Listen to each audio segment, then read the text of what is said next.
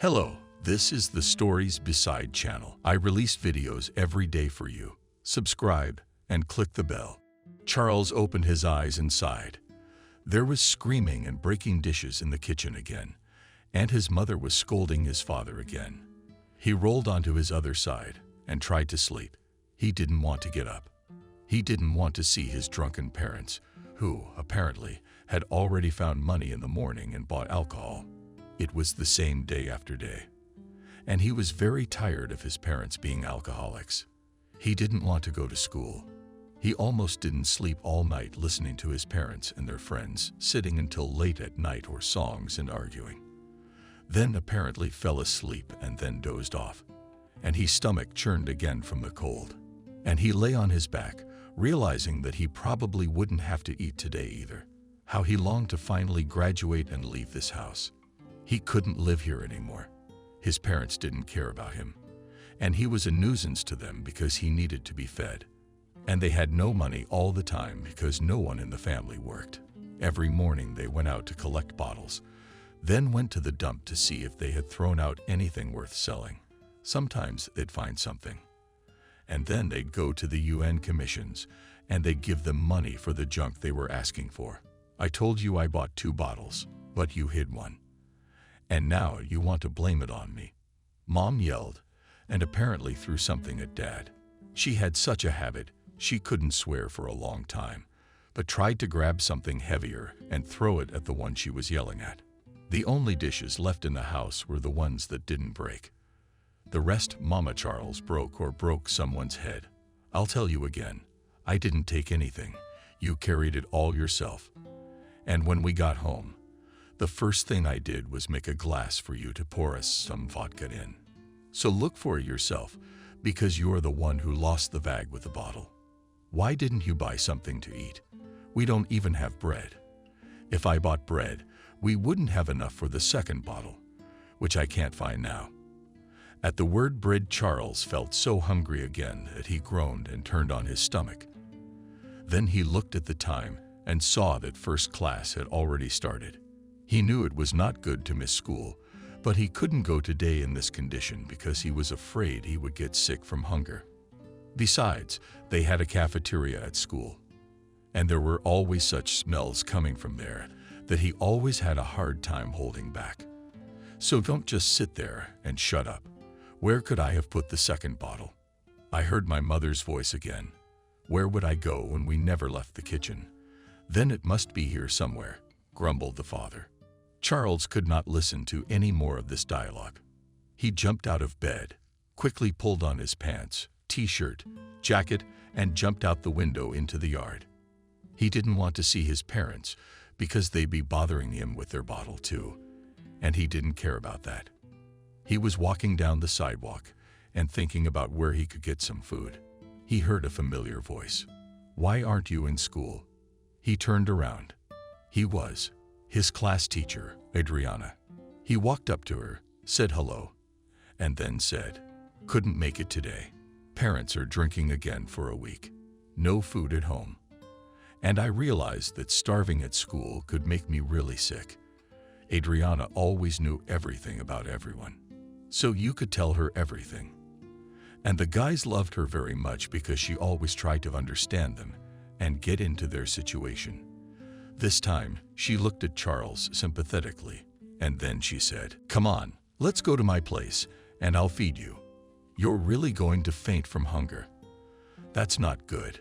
Remember when I told you to go to child services? You didn't want to. So now you're in agony. I don't want to go to an orphanage. Do you think I'd be better off there?" She sighed, realizing he was right. It wouldn't have been easier for him there. "You're right. But it hurts me to see you eat 6 times a month. And I think I exaggerated that number. What are you looking at me for? Come on, I'll feed you. And I'll tell you something else. Let's not skip class, because you're a very bright kid. You're gonna get an excellent diploma.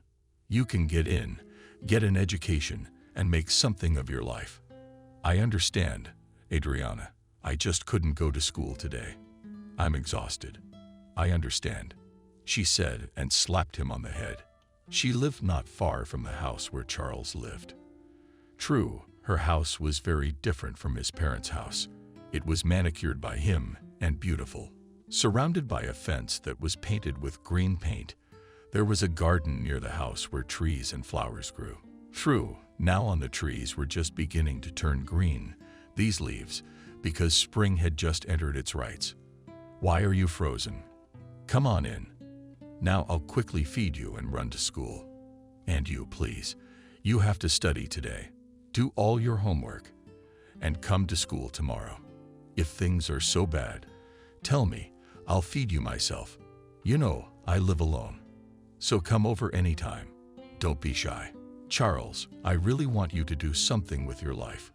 You're a smart guy, and I'd be very disappointed if you followed in your parents' footsteps. No, I won't.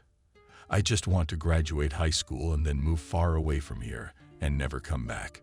You understand, my parents don't need me. They value vodka more than their own son. While Charles ate, Adriana looked at him and thought that she would give anything to have a child too. A son like Charles. She had been unlucky in life. She married early, but life didn't work out, and they were soon divorced. She didn't want to get married a second time because she realized that it was hard for her to live with a man and re-educate him. She could not get along with her first husband. She was annoyed, for example, that he scatters socks everywhere. Dirty laundry does not clean up after himself dishes. When eating can fall on the couch with the food and watch TV. She couldn't stand it for long. And one day, she just kicked him out of the house. Her parents brought her up very strictly and instilled in their daughter that she could not have a child unless she was married. Sometimes she thought about having a child for herself, but then she remembered what her mother had told her about it, realized she couldn't do it. As the years went by, it was too late to even think about having a child, so she was left alone. She gave all her love, kindness to her children, because she realized that all that she had accumulated over the years could not be given to anyone else. Charles could barely contain himself not to swallow all that Adriana gave him without chewing. He tried to eat slowly, but he wasn't very good at it. He was losing it. Then he remembered where he was again. He'd pull himself together and try to eat slower. Here, I've packed you some bread, boiled eggs, potatoes for tomorrow. I think you'll have enough. And look, Charles, don't go hungry. Come to me. I'll always feed you. You understand me. Charles nodded and smiled heartily. He took the grocery bag and went home. He climbed into his room through the window, put the grocery bag in the closet, and lay down on his bed and fell asleep. Woke up. He looked at his watch in the evening and then remembered that he had to run over to his friend James's house to get his homework. They were good friends and were even going to go to the city together to enroll. Oh, hey, why weren't you at school today? Or are your parents singing again? They haven't stopped singing. They used to take some breaks, but now they don't send me out at all. I was hungry, so I didn't go. To be honest, I was afraid I'd faint from hunger. I'm ashamed to admit it, but I've never been as hungry as I was today. Thank you, Adriana. At least she fed me. But I figured you didn't have time to study today. Here, I've written out all our assignments. I can't wait to finish school. I can't stand it anymore. James had another problem. His mom was remarried, and James and his stepdad didn't hit it off right away. They couldn't stand each other. Naturally, his mom would take her husband's side, and he would sometimes raise his hand to James, and James hated him for it. You're bringing me up again. I'm sick of it. I can't take it anymore. To be honest, sometimes I envy you that your people don't pay attention to you. You'll live your life in peace. No, I'm not. I live because mine are alcoholics, and that's worse. No, but I sympathize with you. But there's nothing left in the bag, and we'll finally get out of here with you and go to the city. Yeah, I don't count anymore. I talked to my mother. She's okay with it. She's tired of it herself. She loves him, of course, but I'm still her son. So she feels sorry for me. I understand her, of course. I'll leave. She'll be left alone, and my heart's not in the right place. But at least I know that her stepfather will stay with her, and the two of us will be fine. And mine probably won't even notice I'm gone. They don't care about me at all. We're unlucky with our parents. I'll tell you that. So I can't wait to get away. 'Cause I'm gonna run away from home for sure. Come and see me if you need anything. I only have one bed in my room, but I guess we'll figure it out. Charles came from a friend's house, and first thing he did was lose his clothes so he could go to school tomorrow clean. He had only one shirt and pants, which he watched carefully, realizing that he had nothing else to wear. His shoes he was always fixing, and then he would take his cobbler and cream and clean them to a shine. If you didn't do that, you could already see that they were so old and worn that they belonged in a landfill.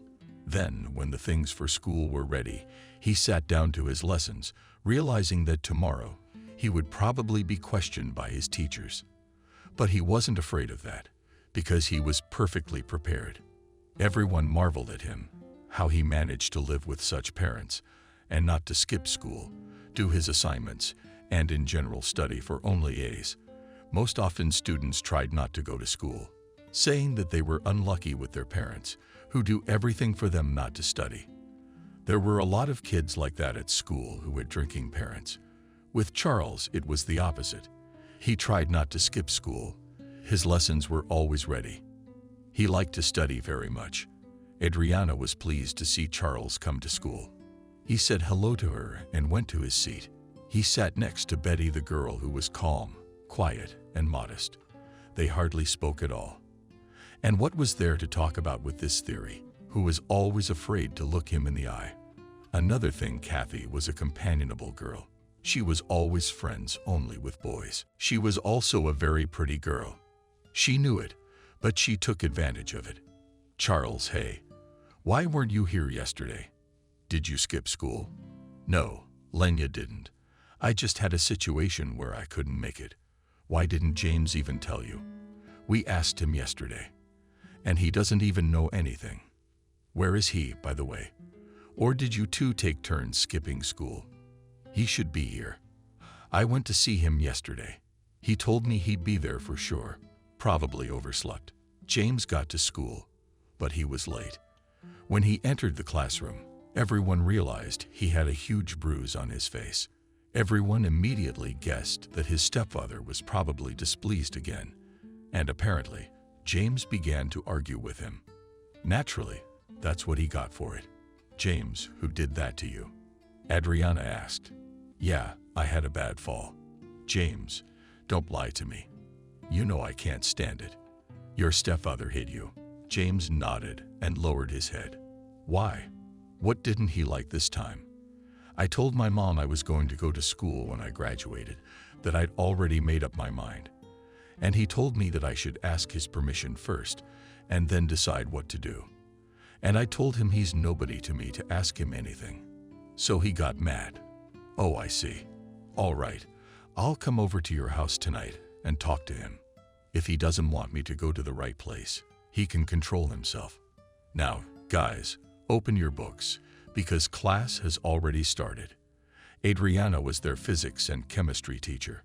There was a teacher shortage, so they had to take a few classes. Their village was slowly dying out. Young people were leaving for the city. They didn't want to stay.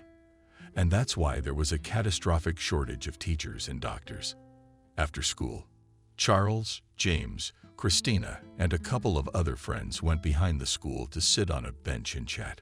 All right, guys, we're all going to town. When are we finally going to get out of this school? Christina asked. No one's changed their mind. You're what? Of course we haven't changed our minds. What's there to do? You think about it. Except to drink yourself into oblivion. I was talking to my father, and I realized that even if I don't get in, I'll look for a job in the city. But I won't come back here. You know, Slava, they won't hire you in town. And most likely, the military commissioner's office will take care of you much sooner than you find a job. So it's in everyone's best interest to get in. We need to stick together. It's better for everyone. You're right, Kathy, because we don't know the city, and it'll be very hard for all of us alone, but sticking together won't work. Where do you want to go to theater school? Why? Well, James and I are not going to go to theater school, which means we're not gonna be together anymore. Yeah, guys, it's a shame, but we all wanted to be together. Well, then the important thing is not to lose each other. See each other on the weekends to catch up on the news. I understand you're going to go to school with Charles. Of course, I'm just going with him. I know he'll always be there for me. Yeah, you guys, I'm gonna have to get in, 'cause I'm going home. No, I can't. I'm already living with them. They're alcoholics. I don't know how they don't get sick of this vodka. They won't get sick of it. Don't get your hopes up. My mom started singing too. I see every night she has a drink. I told her, Mom, don't do it. You'll look like someone else later. And she says she doesn't care anymore, so nobody needs her anymore. There's something wrong with our village. Everything used to be different here. And what's happening now? You can't live here. There's no money to be made. And I don't want to live like my parents. Charles came home and went quietly to his room, put his bag on the bed, and then went out to see what his father and mother were doing. The house was suspiciously quiet, and he always checked on them. Recently, their neighbor had died from vodka, so now he was afraid that it could happen to his parents, no matter how much he loved them. But it's still his father and mother, and he can't leave them, not while he's here. There was no one home, and he realized that they'd probably gone fishing, so to speak. Charles sneaked into his room, ate what Adriana had given him, and sat down to do his homework. He did his homework quickly. Soon everything was ready, and he was about to jump out the window and go to his friend James, as usual, as he himself climbed through the window to him and told him that he had left home. I can't live at home anymore. I'm exhausted. You know, he told me today that I'm not going to go to college. I'm staying here. I'm going to work at his base, and then I'll join the army. Can you imagine? He decided everything for me. What to do and how to live my life. I can't see him. And my mother is afraid of him and doesn't interfere when he starts to scold me. I told her where I was going, of course. She just nodded and didn't say anything. Look, is he interfering in your life? He's nothing to you. That's exactly the kind of father I need to sort out my own life to teach others.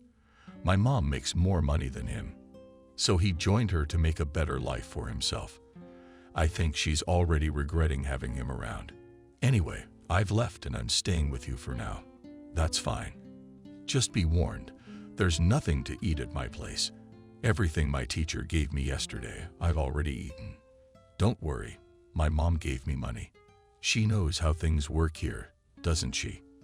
I'm sorry, but everyone knows about it. It's understandable. I can't help it if my parents are like that. Well, let's go to the store, get some groceries, and then we'll cook something. James stayed with Charles for a week. They went to school together, cooked meals together, cleaned their room, and did their laundry together. Adriana knew that James wasn't living at home yet, but she didn't say anything. At first, James was afraid that his stepfather would come over and chase him home. But a week went by, and he never showed up. Look, he's probably turned my mom against me too. He's just so pissed off that I don't listen to him, and he's always picking on me. Oh, come on.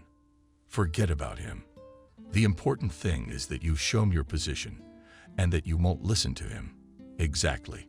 Besides, I talked to my mom, and she told me to go to school and not listen to anyone. 10 days later, as the boys were walking to school in the morning, James was approached by his mom and told to come home. I'm not going back as long as he lives in our house. Not anymore, son. Kicked him out. I can't stand to see him messing with you. You're gone, and he's living in our house like nothing happened. How does that work? I couldn't stand it. I told him you should live here because it's your house. He took offense and said if I didn't pull myself together, he'd leave. So I told him I wanted him to leave. He packed up his stuff and left. So come on back, son. I'm not happy without you. Okay, Mom. I'll be home after school. I'll have to pick up Charles' things, but I'll do it in a jiffy. And you, Charles, come and see us more often, and you can live with us if you want. I know what's going on at home. Oh, really, Charles, come and help us. I'll have a big vegetable garden. My mother needs to dig it. Why didn't you care about anything? You and I will do everything ourselves. Charles nodded. He didn't care where he went, as long as it wasn't home. James was sometimes embarrassed when his parents got drunk and rowdy. For the rest of the school year, Charles stayed with James. After school, they'd have lunch and then go to dig the vegetable garden. It was a big area, so they didn't work as fast as they wanted. Then they would go back to the house and sit down to study. They had to prepare for exams because the quarter was coming to an end. Every evening, the boys gathered around the sacks of the new house and discussed how they would live in the city. Christina kept saying that she would probably go back if she didn't get in because she was afraid to live in the city. It's easier for you guys everywhere, but not for me. At first, I wanted to stay in the city, but then my mother told me such horrors that I even got scared. You know, Christina, maybe you should choose another profession. You know, where you want to go. Not everyone can do that. So, why don't you pick something else? You're gonna be stuck for a year. It's boring. Maybe you're right, Charles. But I want to be a famous actress, so you can look at me on TV and say that my classmate became a celebrity. It's understandable. We'll be proud of you. Just be aware that there are very few good actresses, and to achieve something, you'll have to work like hell. That goes for any profession. You think if you and Charles go into finance, you'll get money out of the sky. You're wrong. You'll have to work just like me, day and night. You're sorry. To achieve something, not only do you have to study, you have to work all the time. But I'm ready for it. The main thing for me is to leave and get into school. I don't want to come back here. Adriana gathered all the students in the class and told them that their studies were over and that in a week they would start their exams. It's up to you guys now. Don't let me or yourselves down. This is the most important thing for you now. Remember, you still have to get into college, right? And there, your marks will be noticed and conclusions will be drawn. So pay attention and don't be lazy this week, but try to prepare. Charles and James did just that. They spent the whole day singing over their textbooks, refreshing their memory, realizing that everything now depends on them. Should we make some cheat sheets? Asked Charles James. I'm getting a little scared. If they notice them, they'll kick you out. Adriana warned us. It's up to us now. Don't be afraid. You remember and know everything. You'll see when you draw the ticket, you'll realize there's nothing new. We've been through all this before. You're right, aren't you? Sure, but my heart's racing. It's not even the exams yet. What will happen to me then? I think I'll forget everything in fear. Don't be afraid. We'll go in together, sit together. If you don't understand anything, I'll help you. You'll see, you'll remember everything. Just remember, we have to do well because we have to get into the institute. The next week, on Monday, the exams started. The first day, James was very nervous, but looking at his friend, who was very calm, he pulled himself together and decided to take it as it came. Because with his excitement, he was making things worse. First of all, only for himself. Charles was as calm as ever because he knew he would pass. There was a reason he had tried his best all these years, no matter what. And so he did. He and James passed with flying colors. The prom was coming up, which Charles didn't really want to go to. What am I gonna do there? I don't even have anything to go to, and I'm gonna be the black sheep. You're all dressed up, and I'm gonna look like an idiot. Well, then I won't go. We'll just get our diplomas. We'll give flowers to our class teacher, and then we'll go home. We'll have to go to the city. You're right. We should go, but I need to work a little. I've already arranged it with Aunt Clara. She said she needs movers at the warehouse, so I need to earn some money or I won't be able to go. Mom said she'd give us money for the trip. James, Your mom is a very nice woman. I'm just not comfortable. I live here all the time, so I'm better off on my own. Besides, I don't even have any decent clothes. If I come here in my shoes, they'll make fun of me. I'd better earn my own money. It's time for me to do things on my own. I have no one else to rely on. Every morning, Charles went to the warehouse where Clara worked. She was Charles' neighbor and knew how Charles lived. Yours still hasn't come. I don't know. I'm staying with a friend now. I haven't seen my parents for a long time, but he's probably drinking like he always does, and they've even forgotten about me, like I don't even exist. You believe that? I've been at James for so long, and they haven't even asked about me once. That's what we're getting at. God bless your life. You're such a good kid, but you've been through a lot already. What's a guy like your parents for? God gives them children. I don't understand. To suffer or something. Charles didn't say anything, because he himself had asked such a question many times, but he didn't find an answer. For 2 weeks, Charles had been working as a loader. Charles didn't resent him. She paid him well. And then she told him that she had gotten some nice suits, men's suits and shoes.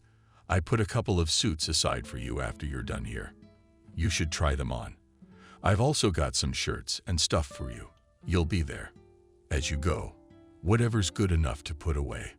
Yeah, I don't need much because I don't have enough money and I need to travel. I'm saving up so I can go to the city. And there, you have to live there. I'm telling you to put aside everything that suits you. And then we'll figure it out. Charles shrugged his shoulders, but I did not argue because I realized that it was useless to sit and tum. When he expressed everything and arranged it neatly, he went to wash his face and then tried on everything she had left him. Everything that Charles had left him fit perfectly. Charles liked everything very much because he never wore new things. He was always up to hours for something. His parents never bought him anything, and kind-hearted neighbors gave him everything they didn't need. But Charles was happy with everything because he didn't have to choose, and he couldn't go to school naked. What a handsome boy has grown up, said Clara when she went into the back room and saw Charles in his suit. Yes, I like everything too.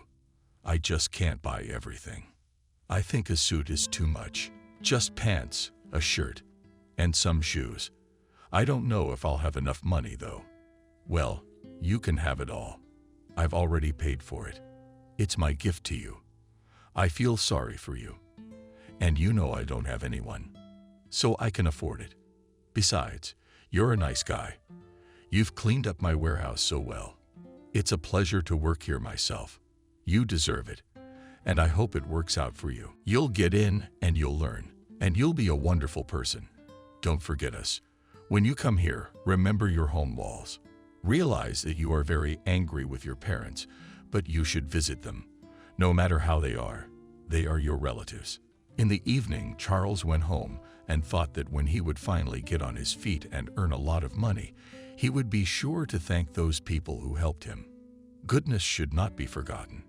Soon Charles and James went to the city and enrolled in the institute. After they found out that they were enrolled, they had to return home. The dormitory was still closed, although they were told that as soon as they came to study, they would be immediately allocated a room. As non-residents, what are we going to do in our village? I'll die of boredom, said James, looking at Charles unhappily. Well, what are you going to do here? The money will run out soon, and we'll have to go back anyway. So I'll work a little longer because I'll have to hope for the fall. Look, that's true. I'm going to work with you because my mom's working hard enough for me as it is. At least this way I can help her out a little. You look good in your clothes. I didn't even recognize you when you put on that suit. That's what it means to be a well-dressed man. You wouldn't believe it in my whole life. It's the first time I've ever worn new clothes. I didn't even know how good it felt to wear something new and unworn. Who cares? I, for one, don't know what you're talking about right now, because you've never been after anyone before us. Your mom bought everything for you. I never had that. Charles and James spent the rest of the summer working in the warehouse. Slaga could not be pleased with the guys. If then Charles put order there, arranging the right goods, now they made repairs there, beat the walls and painted the floor and repaired the roof. And Clara was thanking them all for it. Not only did she pay them well, but she got Charles some imported jackets and boots so he would have something to wear when the cold weather came. She's definitely here for you. How does she feel about her son? Noted a disgruntled James. She gave you a jacket like that. I too, for example, want the same. Don't be jealous. I'd rather be happy for me. I've never had a normal jacket. You've always seen what I wore to school. You've got some really nice stuff. So not Archie. James finally talked his mom into buying him a jacket like Charles. He couldn't understand why he wanted one so badly, but he couldn't help it. Charles laughed at his friend and said that he hadn't expected him to do that, and that James was like a little boy who saw a beautiful toy in a store and begged his mother for it. Before leaving for the city to study, the boys met with their classmates who were less fortunate than they were. Christina was among them. She cried looking at the boys and said that next year she would definitely enroll and achieve to become a famous actress. And did you hear that our quiet Betty got in too? Who'd have thought it? She was afraid of her shadow, and then she went to the city and got in. She's going to be a teacher. She said she'd come back here and work at the school after she graduated, but everyone else wants to go to the city. And she, on the contrary, wants to come back here. To each his own. You're right to point out that she's young, so she realizes she can't survive in the city with the kind of character she has. You need strong people there. They're like her. After their first year, Charles and James came home for the vacations. Charles stayed at James's, but he went to his parents' house. They didn't recognize him. When he told them he was their son, they demanded money from him. He turned and left, realizing that he might as well not have come. He stopped by Clara's as usual to see if she had a job for him. So you, son, would have a vacation. You're on vacation now. I need money. You know it's expensive to live in the city. Of course, we get a scholarship, but it's not enough all the time. Is there any work for you, Sonny? You're my handyman. So come back tomorrow, and I'll start my duties. Charles worked at the warehouse again. In a month, he had already met not only his classmates but also his teachers. He was especially happy to see Adriana, who told him that he had come a long time ago but had never visited her. I'm sorry. I just don't have time. I went straight to work when I got here. I come home. It's late. Was it inconvenient to disturb you? It's not inconvenient for him to come over tonight. And bring James with you. Christina's coming and Betty. She's back from the city too. She's following in my footsteps. Good girl. Come and have a chat. We'll have a little reminiscence night, so to speak. Charles came home from work that evening, washed up, and then told James about his conversation with the teacher. So, are you going to the reminiscence party? Of course I am. I've been at home all day like a fool. I've been alone. Mom's on vacation. I'm bored alone. You work all the time, and you can't get out at night. Who else is coming? Our classmates Christina, Betty, someone else I didn't specify. Who cares who's there? We'll chat, and then we'll go home. I have to get up early tomorrow morning for work. Adriana was very happy when she saw the guys. She set the table on the veranda. It was a warm summer evening, and it was nice to drink tea in the fresh air. Charles was very surprised at Betty. She had changed a lot. She was different. She looked better. She was already confident, and there was no trace of her quietness. Christina, on the contrary, as Ornella looked ungroomed, and kept telling everyone that next year she will definitely enter the theater. Imagine, 2 points short. That's unlucky. But next year, I'll definitely get in. Adriana listened to her and shook her head disapprovingly. Then she turned to Charles and whispered. The girl started drinking. Slowly, but every day. She'll never get in. That's the way she went to get in. Only I think they probably wouldn't even let her in. Look at her. What she's done to herself in a year. She won't go to work. She sits at home. And in the evenings, she's with a bunch of men. So they got her hooked on the bottle. I feel sorry for her. I've talked to her so much. It's no use. She won't listen to anyone. I was even scared when I saw her at first. I didn't even recognize her. Then I realized it was Christina, our beautiful optimist. What happened to her? I don't know what did it to her, but you can see what she's like now. She's a mess. We have to do something about it. Shouldn't she go to the hospital? Have the doctors put her on a drip? Or what do they do in cases like this? It's not an IV, it's a headache. Do you understand? That's where it all comes from. Why does she give up on herself so much? I don't understand. She dreamed of being an artist, of course. I told her that not everyone can be famous, but she wouldn't listen to me. Now she's in agony. Betty, how are you? I don't recognize you at all. How do you like school? I don't regret choosing this profession. No, it's been my dream since I was a kid, and I'm glad I got in. I'm looking at Christina now and thinking that it's better to be simple, that it's better to be a simple teacher than a failed celebrity. What's that mumbling about me? Asked Christina, angrily, looking at Betty. Look at you and look at me. I'm 1,000 times better than you. I've got men running after me in droves, and you're still a gray mouse. Girls, stop fighting. Besides, Betty didn't say anything bad about you. You shouldn't say that about her. Oh, Adriana, you don't smoke either, do you? What a teacher. If you only knew how much you bore me with your moralizing. Can't you take it?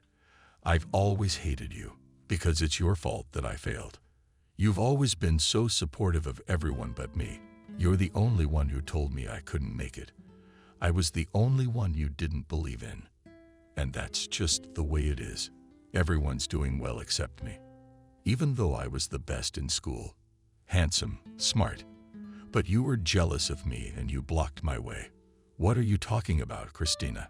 I've never been jealous of you and I always thought you'd do well. You just picked the wrong profession. That's true. Although you would have made a great doctor. You could have been a great accountant. But it's your own fault for going down the wrong path.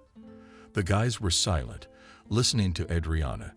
They couldn't understand what had happened to Christina, why she was acting so defiant and angry. Charles realized that it would only get worse, so he approached Christina, leaned over to her and said, "Come on, Christina, I'll walk you home. It's time to go to work tomorrow, and on the way we'll talk." Christina at first wanted to object, and then looked at him carefully drunkenly, smiled and said, "But let's go, Cavalier. By the way, I didn't think you were so handsome. The castle used to seem so, and now it's just a different person."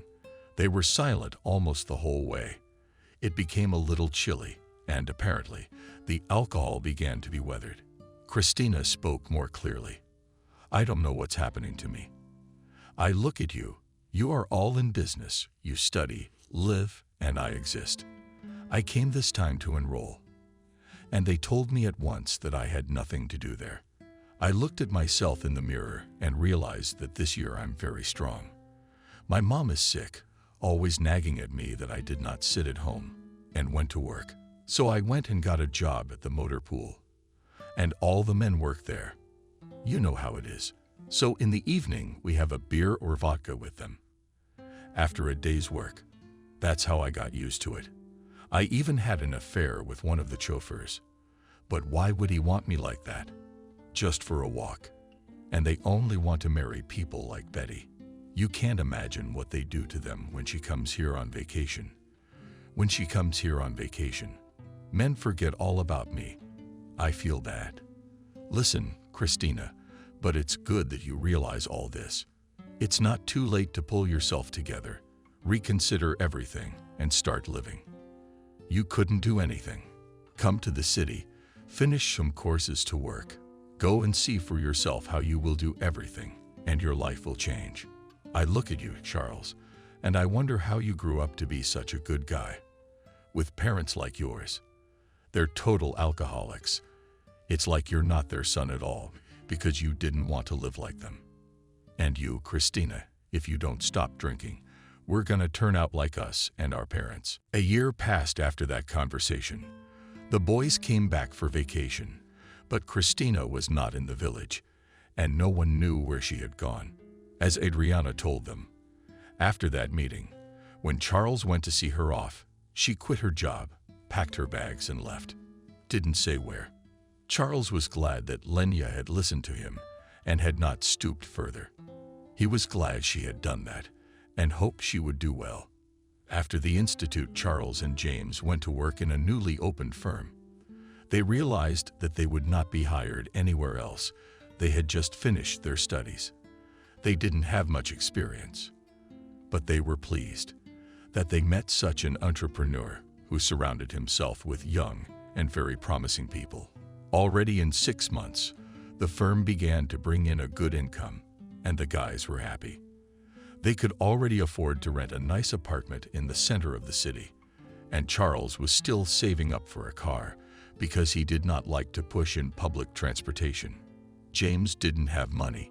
He spent it on all sorts of things. He could just go to the store and pick up ties, socks, and shirts. Charles didn't understand his obsession with clothes. Besides, he didn't wear them all, and they were just sitting in his closet. "Why do you need all this stuff? You don't wear anything anyway." "Well, you can have what you like, right? That's what I always tell you. But you forget that we have different tastes. I can't wear something that bright. You know that. I can't stand bright colors. Oh, come on. We're young. You wear black like you're in mourning all the time. You can't do that. Girls don't like that. Trust me, my friend James. I'm not interested in girls right now. In fact, I love what we're doing. I don't get it. You don't like what we do. What, are you out of your mind? Where else can you and I make this kind of money? Trust me, we can make a lot more if we start our own firm. I've done the math." Sam's not very honest with his clients. He takes their orders and half the money. But instead of quality material, he gives them fake material, which is very poor quality. Keep in mind, sooner or later he's going to go bust, and then we'll be out of work. I suggest we rent a place and start making money ourselves. Of course, I downloaded his customer base a long time ago, so we'll have customers. I realize it's risky, but it's time for us to start our own business. And if we burn, I haven't thought about that. Why should we burn if we do business honestly and don't cheat anyone? And remember, people like it when they don't get cheated out of their own money. The next day, Charles started looking for premises. He knew he had a gift and that he could negotiate with anyone. And so it came to pass.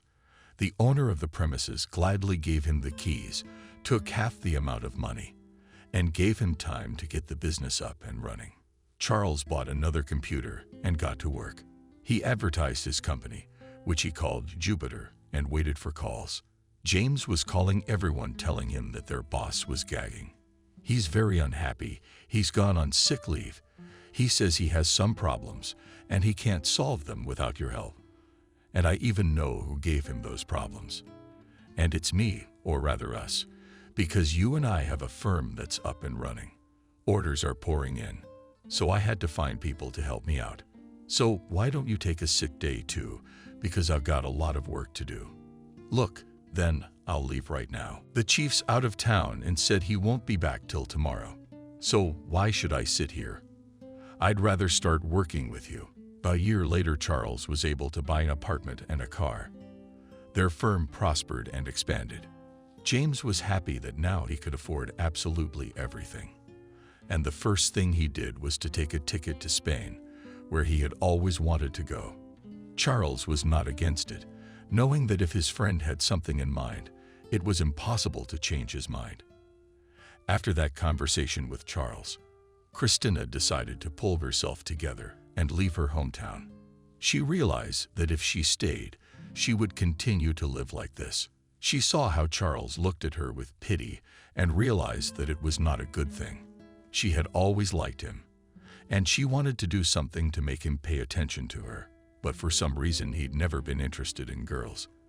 At least not during her high school years, even though all the guys from her school were after her then.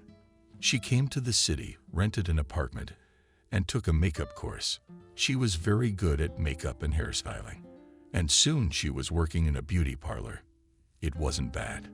The only thing she couldn't stand was the owner of the salon. It's understandable as a woman. She was already not young. Her suitor, who at that time was 10 years younger than her, began to care for Christina.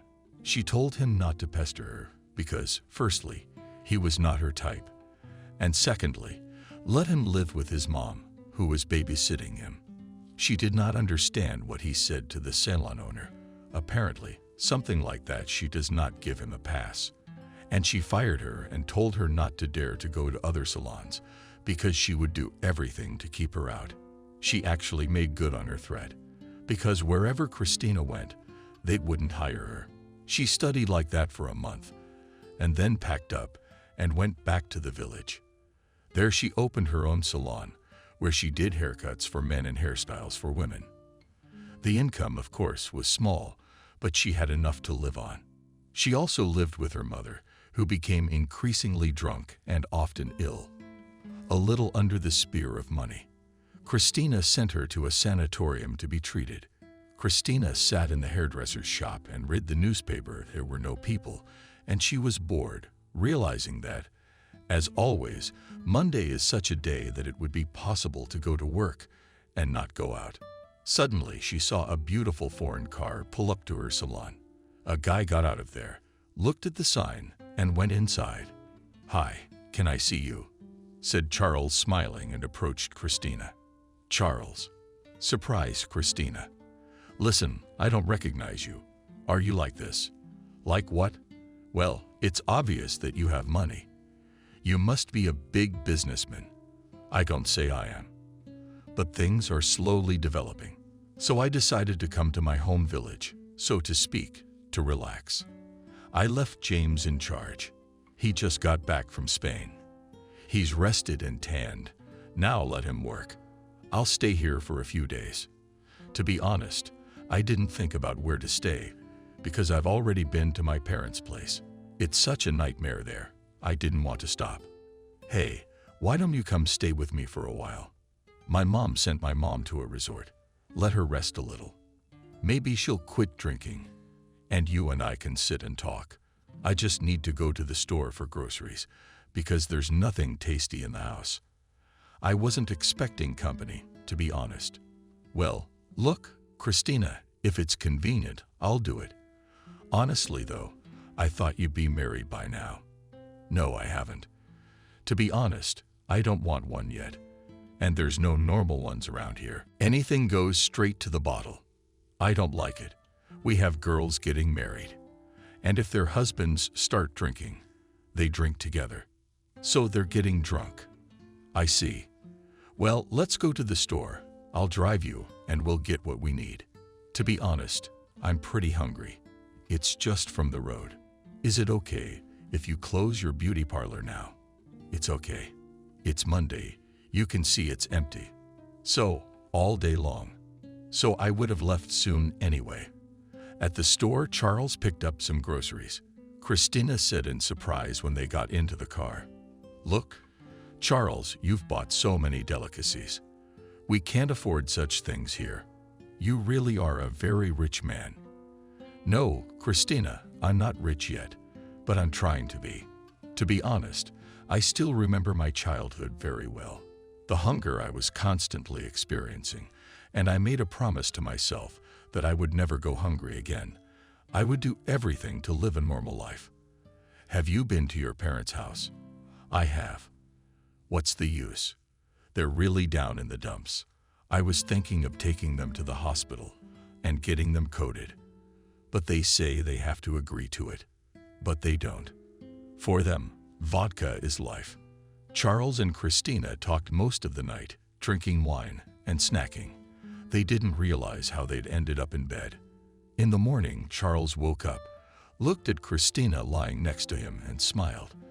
He remembered how they had danced, then kissed, and then they had gone into the bedroom and couldn't help themselves. He got up quietly and went to wash his face. What had happened had shocked him a little, of course, because he had never liked Christina. But apparently something had come over both of them yesterday. Maybe it was the wine. Maybe it was the memory. But it had turned out in a way they hadn't expected. After he had washed his face, he went into the kitchen and put the kettle on. He needed to get some breakfast and head back to town. He didn't want to linger here because he realized he needed to be at work. He had had enough rest for one day, and he was full of energy again. Christina woke up and looked at the spot where Charles had slept. There was still an indentation in the pillow from his head. She turned on her side and inhaled the scent of perfume. Pahan was, of course, amazing. Plus, he was a very cool lover. And what they got up to at night, Christina would remember forever. She wished Charles would stay a couple more days, but he had told her yesterday that he would probably leave because he had business to attend to. She thought about what had happened the night before and secretly wished that he would change his mind about going and stay a few more days. She got up to throw on her robes and walked to the kitchen. Charles was making sandwiches. A mug of hot coffee was already on the table. He was freshly shaved and looked great. She sighed and realized he wasn't going to stay. And after breakfast, he would probably leave. And he looked at her with a smile and said, "Good morning. It's okay that I'm a little like you here. It's okay. Yeah, it's fine. Really, I should be the one cooking. I was your breakfast. So you just had to wake me up. And you were sleeping so sweetly. It was a shame to wake you up. Besides, I did fine on my own. I live alone. I get breakfast. I don't have anyone to cook for me. So I'm used to it. It's not a problem for me. I know I'm used to it myself." They had breakfast. Then she went out to see him off. He gave her a light peck on the cheek. Then he got into his car and drove away. She watched him for a long time. Then she went into the house and cried bitterly. How she wished he had stayed with her, or at least invited her to stay with him. But he didn't. Charles did not pay any attention to what had happened yesterday. Then she wiped away her tears and decided not to write, thinking that he probably liked it, too, and would come back soon. Charles arrived at work in the evening. He had a slight headache after the drive, but he didn't think much of it. James was very surprised to see his friend in the office. "Why is it so early? I thought you spent at least 2 days there." "No, I couldn't. It's so dreary in there. Besides, I only got to talk to the tape. The others either aren't there, or they're full. So frankly, there's nothing to do there. I kind of regretted going there in the first place." "I see. Then let's get to work. Besides, I told you you should go abroad. It's so beautiful there. You'll love it. By the way, you and I have been invited to a charity event by some organization. But I think we should go. Maybe the right people will be there. Do you know, it can be very rewarding to meet people like that." "All right, let's go. Just when?" "Not today. I'll remind you tomorrow. By the way, I hope you have a tuxedo." "I do. Don't worry about it." "That's great. Now, I gotta run. I got some errands to run and check out." "Nothing major. Just in case." Charles didn't ask anything because he knew that if it was serious, James would tell them. The next day at 7:00 p.m. Charles and James drove up to the building where they had been invited. "So I'm not here for a while today because I must have gotten a cold yesterday," said Charles.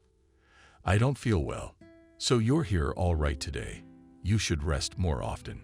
You went to our village, and to be honest, you spent more time on the road than in our village. Is that rest?" Charles didn't have time to say anything because he saw a girl so beautiful that he was breathless. She was like a fairy tale princess, so petite that it seemed to him that just a little more and she would disappear. "Don't be like that. Her daddy might not like it. Do you even know whose daughter she is? Jack of the Free Bank. Not the Free Bank. It changed its name a long time ago, I think, but I can't remember the name. I think it has an English name. So I'm telling you, if you translate it from English, it's freedom. But that's not the point. Anyway, you're looking at a daughter, a billionaire, and she doesn't need people like us. And a father wouldn't give his only daughter for the likes of us. Charles looked again at the girl, who also paid attention to him, then turned away and went among the guests to look for the host of the evening. In the middle of the evening, Semin, who had organized it all, was talking to Charles, when they were approached by a respectable man who said, addressing Charles, "Young man, I've wanted to meet you for a long time. I've heard a lot about you and your firm. I want to tell you that you're good, and I have a business proposition for you. I'm Jack. What's your name? Nice to meet you. I'm Charles. You know, Charles, I've gotten a lot of praise for you. They say you do honest work and honor your contracts. I always enjoy doing business with people like that. Nowadays, everybody tries to work hard, cheat, cheat, cheat, cheat, cheat, cheat, cheat, cheat, cheat, cheat, cheat, cheat, cheat, cheat, cheat, cheat. I do not like it. And I myself started the same way, as you understand that only by honesty and integrity. I can do business by following your path a little bit. I realize that you are very much like me, and even our friends are the same. We trust them, but they look the other way, because they don't know what to do because of their greed. I don't know what you're talking about." At that moment, James jumped up to them, realizing who Charles was talking to. "Naturally, I wanted to meet this man myself. Tom," ignoring James, continued Jack, "that your friend was just covering up your honest name, doing everything just like those people you and I can't stand. That is, he wants to make a quick buck and cheat, thinking that no one will ever find out about it." Charles turned to James, who had turned pale and speechless. "But that's not what this is about. Although my advice is that you shouldn't have a rat like that as a friend. Now let's go to that table. I have a business proposition for you." After talking to Jack, Charles looked for James to have a serious talk with him, but he was nowhere to be found. Apparently, he'd gotten cold feet and gone home. But Charles was not upset. He was pleased because the deal they had discussed promised such profits that Charles felt a little dizzy. He realized that the banker was a serious man, and Charles trusted him because his security service had gotten all the information about him before talking to him. Charles did not linger any longer, but packed up and drove home. As he approached the house, he saw James sitting on a bench waiting for him. "Charles, I'm sorry. I didn't mean for things to turn out this way. It's just that I have a woman, I'm in love with her, and she sucks money from me like a vacuum cleaner, so I had to do it. That's fine. You betrayed yourself for some chick. That's weird. If I were you, I'd rather send that woman away, but I wouldn't betray my friend. I've already realized that. To be honest, I'm glad you found out about it. I would never have admitted it myself, and that's why I was tortured all the time. By the way, what did Jack offer you? Yes, I don't know whether to tell you this stuff or not. Otherwise, you're checking behind my back again, and I'll have to answer for it. Of course, you can't do that here, because they'll be watching you closely, and if you make a mistake, I'll have to answer for it. Besides, you've ruined your reputation with your moves, and that's Jack's deal. He doesn't want you on this project. What am I supposed to do now? You can keep working with me, if you want, of course, because I'm gonna be busy with something else entirely, and I won't have time for our main work. So it's all on you. You don't let me down." "Thank you, Charles. It's a lesson I'll remember for the rest of my life, and I won't let you down again." Charles became very close to Jack, and when he did his work, the banker was very satisfied and said that he would only use his firm's services. In addition, he began to invite him to visit, and Charles got acquainted with Jack's daughter. Cindy was a beautiful girl. She was not spoiled, as it might seem at first glance, was very intelligent, educated, and had her own business store brand name clothing. A month after they met, they started dating.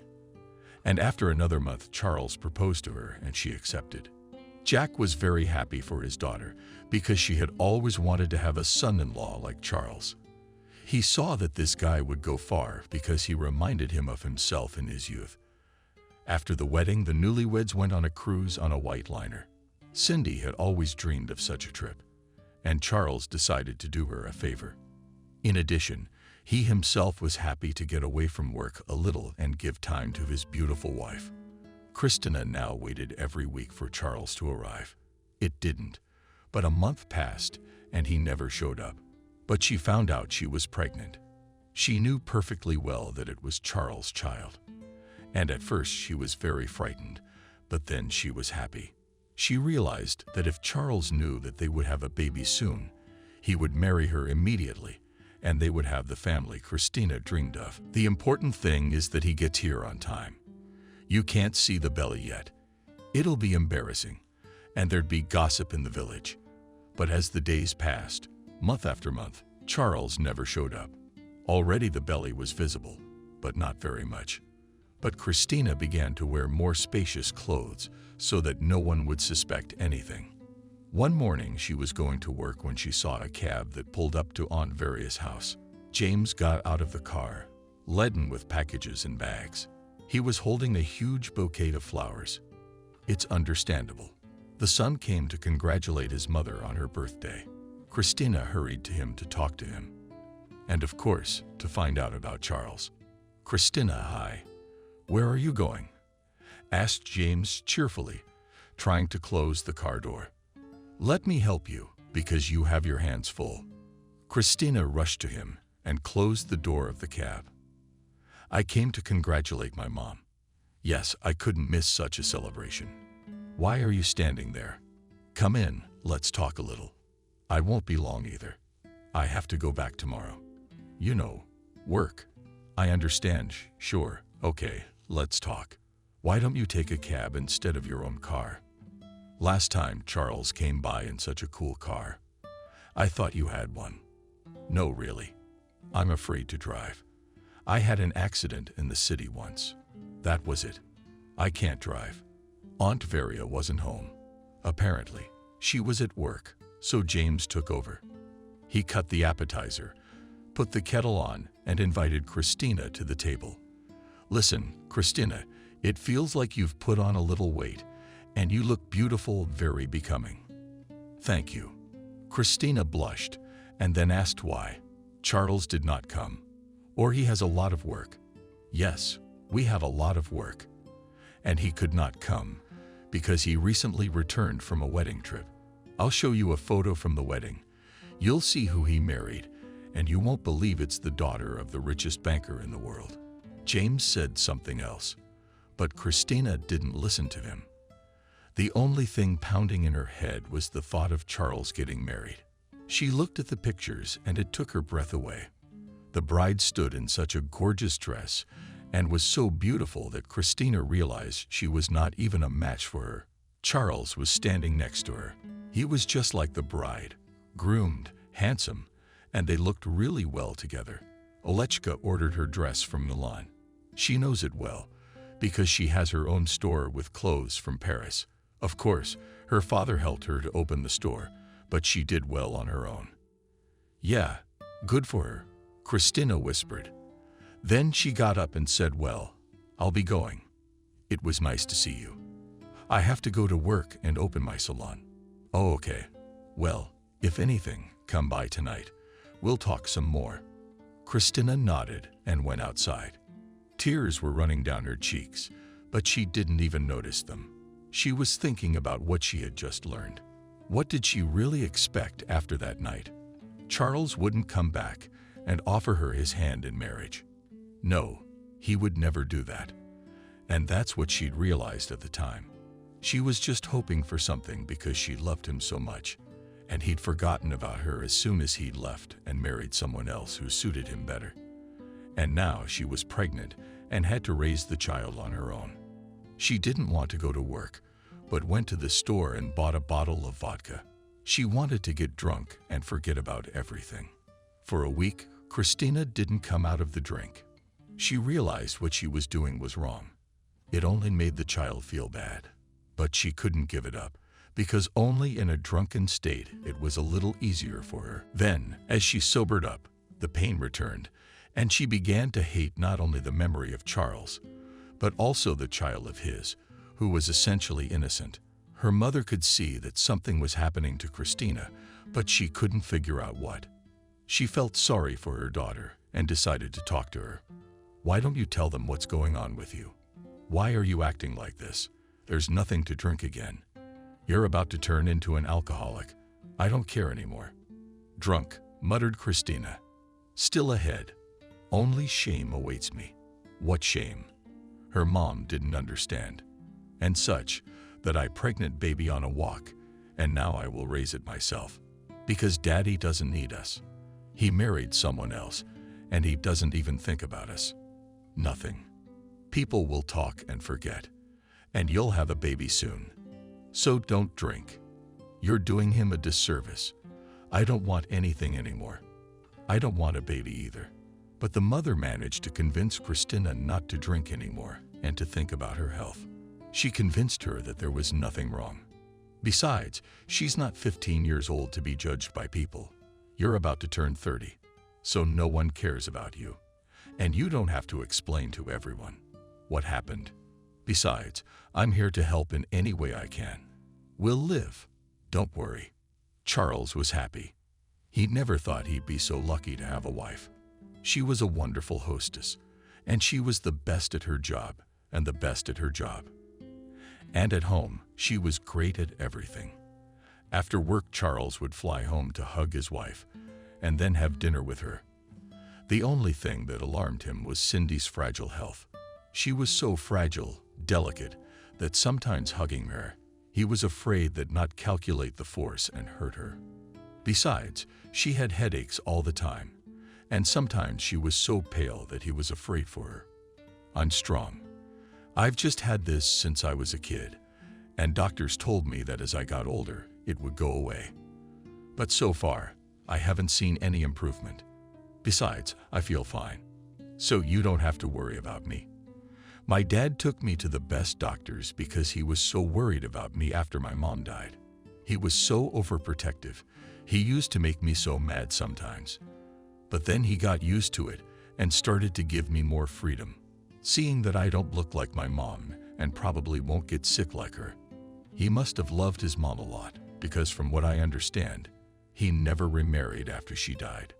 Yes, although I've asked him myself more than once, I thought it would make him feel better. But he disagreed with me and said he'd never meet a woman like Mom again, and he doesn't need other women. I understand him well, because when you love really much, you don't need anyone else. Charles and things went uphill with the help of his father-in-law. People found out about him and started coming to him. People very rich. His firm was now the best in town, and they only wanted to work with him. James had learned his lessons, and now he did everything right, realizing that it was better not to deceive a friend, because it would only benefit him, not worry and shame. Christina gave birth to a baby girl. The child was born healthy. However, one could not say that about the mother. There was a feeling that the girl took all the strength from her mother. First time Christina almost did not get out of bed. She refused to breastfeed, and all day long she lay staring at one point. The child was always watched by her grandmother, who scolded her daughter and said that it was not allowed, that she has to find the strength to move on with her life. What is going on with you again? We've had this conversation before. It's not the baby's fault. It's just the way things are. There's nothing you can do about it. They named the baby Lisa. Grandma liked the name very much, and since her daughter didn't care about the baby, she decided to give her the name herself. Christina eventually got tired of lying down all day, and she began to get up slowly. And then she decided to go to work. That's the right thing to do. You'll be better off around people, and you'll soon realize that everything is fine. Besides, look what an angel we have growing up. Isn't that beautiful? I don't know what's beautiful about it, but I don't want her. I hate her. Christina tried to distract herself with work for a while, but then she went back to the bottle. Now she often had company in her salon, mostly men, with whom she sang and told them about her miserable life. So why didn't you go to town when you found out you were pregnant with Charles? I should have gone and told him. Where would I have found him? Well, he's in the papers all the time. His firm, his family, and his father-in-law. He's a banker. And Charles is a high-flying bird himself these days. Listen, why don't you go into town and tell him all about it? Let him help you now. He's got money to burn. He's what they call him now. An oligarch. What are you talking about? She'll be kicked out of there. We can't get close to such people. They don't give a damn about us. And I'm not going. Christina reasoned drunkenly. Because I'm proud and I don't need his money. I'll get my daughter out without him. And he can live there with his wife and father-in-law, a banker. I'm a free man. I can do what I want. And I don't need him. He won't be happy. I know it well, because it's me he's destined to be happy with. But he never realized it. But when he does, it'll be too late. Cindy had been married to Charles for a year. She was happy with her husband, saw how much he loved her and reciprocated. Her only concern was why they still had no children. She really wanted to have a baby with Charles. But so far, nothing had worked out. After another test, when she was convinced that she had failed again, she decided to go to the hospital. The doctors gave her tests to take and then told her to wait a while. While they checked everything out and told her what was wrong with her, it wasn't until the evening that the doctor called her in and informed her that her health was very fragile and that it was not recommended that she give birth at all. What are you talking about? I'm not fragile. I can carry a baby. You don't have to tell me that. You should tell me how to get pregnant. But it's up to you, Cindy. But I'd advise you not to take your advice. I just told you I want to have a baby, and it's up to you to help me. If you don't, I'll probably tell my father, and he'll find a way to deal with you. The doctor did not argue with her, but prescribed vitamins, which she had to take. I think after this course you'll be fine. Only I strongly recommend it. But Cindy wouldn't listen to him any further. She had gotten what she wanted. And that was enough for her. For a whole month, she took her vitamins, keeping time, trying to take everything on time. Charles saw that she drank some medication and even read the name, what it consisted of. Then he realized that they were just vitamins that strengthened the immune system. And I calmed down.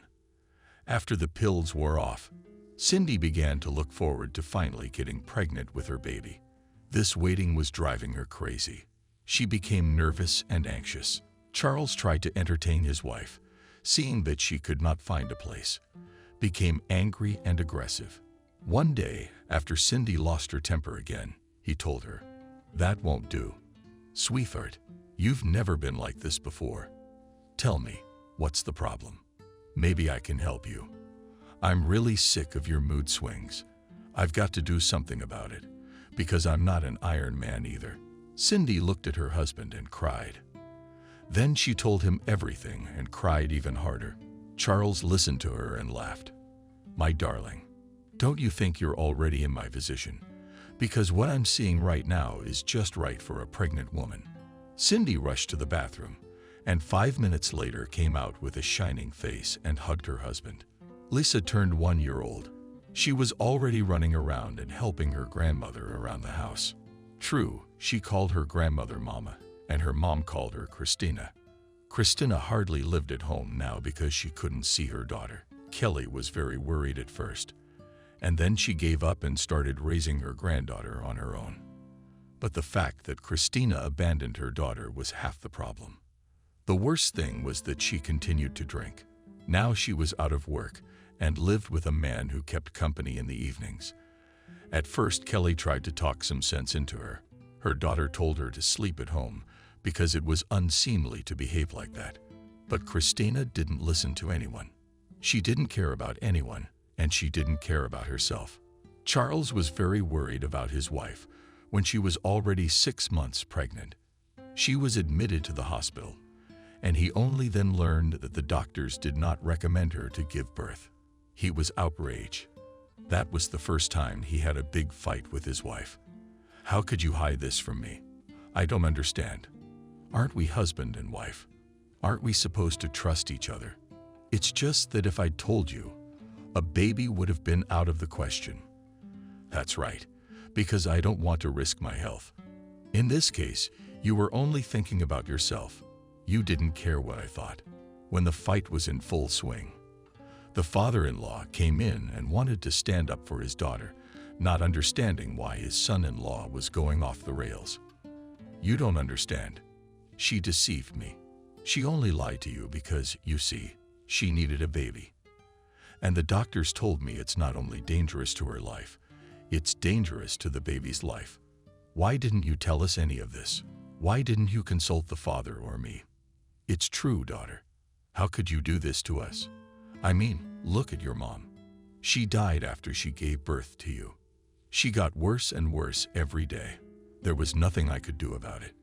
Now you want us to lose you too." But Cindy was adamant. After the doctor came in, he said he wanted to talk to Charles and Jack. "I'm sorry, but I didn't realize your wife and daughter hadn't told you anything. I was really surprised that you were so calm about it all, but it all makes sense to me now. You weren't aware of it, but now all we can do is wait. Cindy will stay in the hospital until she gives birth. Let her be, according to your observations. I hope everything will turn out okay. Sometimes miracles happen. In my experience, however, such miracles have not yet happened." Charles went to the hospital every day to see Cindy. He wasn't angry with her now, of course, because he realized that the job was done and he just had to wait. "I dread to think what might happen to you. Do you realize that? Is your father not feeling well? He's not feeling well. He's got an ambulance outside his house all the time because his blood pressure's always skyrocketing and his heart is racing." And Lizia kept silent, realizing that words can't help, and she didn't want to say anything. She felt her strength leaving her every day. True, she did not tell anyone about it. Even the doctors were afraid that they would tell her to get rid of the child. Charles also saw that his wife did not look well at all, but he thought that the pregnancy was affecting her so badly. He had once heard a woman tell another that pregnancy sometimes makes a woman beautiful, and sometimes it makes her a mess. Apparently, Cindy had had a case like that. Charles received a call in the middle of the night saying that his wife had gone into labor and was in labor. He had to come right away. Charles didn't want to call his father-in-law so as not to alarm him. But then, remembering his nature, and that he would never forgive him if he didn't let him know, he sighed and dialed Jack's number. They arrived at the hospital at the same time without saying anything. They took the elevator up to the 5th floor and went to the emergency room. There they were told that they had to wait a little while because nothing was clear yet. Time went by and the doctors still didn't tell them anything. Jack kept pulling out Validol, putting it under his tongue and clutching at his heart. "Maybe you should go home," Charles asked him. "You don't have a face. Something, son, would make me feel worse at home." "I understand, because I wouldn't go either. I don't know what's gonna go through my head. Then we'd better wait here. But if you're in pain, don't be impatient. Tell me right away. I'll get you a doctor." The doctor showed up an hour later. 2 hours later, he came out frowning, and looking at him, Charles realized something was wrong. "Your wife is in a coma. We tried, of course, but there's nothing we can do. Let's hope she pulls through. But it's not all bad news. You have a son, but his legs are injured, and he'll probably never walk again." Charles froze and couldn't say a word. A noise brought him out of his stupor. He turned around and saw Jack slumping to the floor, clutching at his throat as if he couldn't get enough air. The father-in-law was dead. 2 days later, he never regained consciousness. Charles was even a little glad that Cindy did not know about it, although she herself was now between life and death. The child was still in the hospital under the care of doctors, and Charles was preparing for the funeral. In between, he was making his son a nursery and looking for a babysitter who could watch the baby. In the meantime, he had taken over all of his father-in-law's business, his bank, his stocks, and so on. Charles thought he would have gone crazy during those days if it had not been for the help of James. He was always there, doing everything Charles told him to do and keeping an eye on the firm. After his father-in-law's funeral, they drove over to Charles' house for a few drinks to talk. "Look, I feel like I'm in hell. I never thought I'd feel this bad. I was so happy before. I thought I was gonna be okay. I'd have a baby. My father-in-law would retire and take care of my grandson. Now he's gone. My wife's in a coma. The baby's born disabled. What have I done with my life? Not like this. Where have I skipped God? That he's punishing me like this. Don't say that. God doesn't punish us. He gives us trials. And in your situation, it's just nobody's fault. It's a coincidence. Most likely, if Cindy had told you the truth, a lot of things could have been avoided. But I guess that's your fate. There's nothing you can do about it. When the tests were 9 days old, Charles got a call from the hospital saying that Cindy had died. He couldn't take it anymore and burst into tears. Lisa came home from school and went over to her grandmother's house to check on her after she had a stroke. She couldn't get up and couldn't speak, but she understood everything. Lisa was already in 7th grade and was able to do all the household chores on her own comfortably. After Christina died, her grandmother felt very sick and went to the hospital. While she was away, Lisa stayed with her teacher Adriana, with whom they had a very interesting conversation. Lisa, did your mom ever tell you who your dad was? No, my mom tried not to talk to me at all. But one day I heard her come home drunk and talk to my grandmother, and the name Charles came up, and that my mom still loved him very much. My grandmother then asked her about Brecker, and my mom said it was him. I thought so, because it looks a lot like my dad. Look what I'm about to show you. Adriana stood up. She took out a photo album and some newspaper clippings. Look, this is your daddy, Charles Brecker. He's a very rich man now. He's in the papers all the time. He does a lot of good things for people. He has a son, but they say he's an invalid. His wife died, gave birth to a child, but she didn't survive. He's raising his son alone. So, that's my dad. Yes, Lisa. Only the worst part is, he doesn't know anything about it. I don't know why your mom didn't tell them. But that day, I remember he came to our village to visit his father and his mother. They had been drinking heavily and had been dead for a long time. So he and your mom were at your house then. Your grandmother was just going to a sanatorium. And as far as I know, Charles spent the night at your mom's house because his car, in which he arrived, was parked in the yard until morning. And when I came out in the morning, I saw him driving away, and Christina was walking him out. My grandmother always told me that my mother loved only one man. That was my father. That's why she started drinking when she found out he married someone else. But I don't know the details. They didn't talk about anything like that when I was around.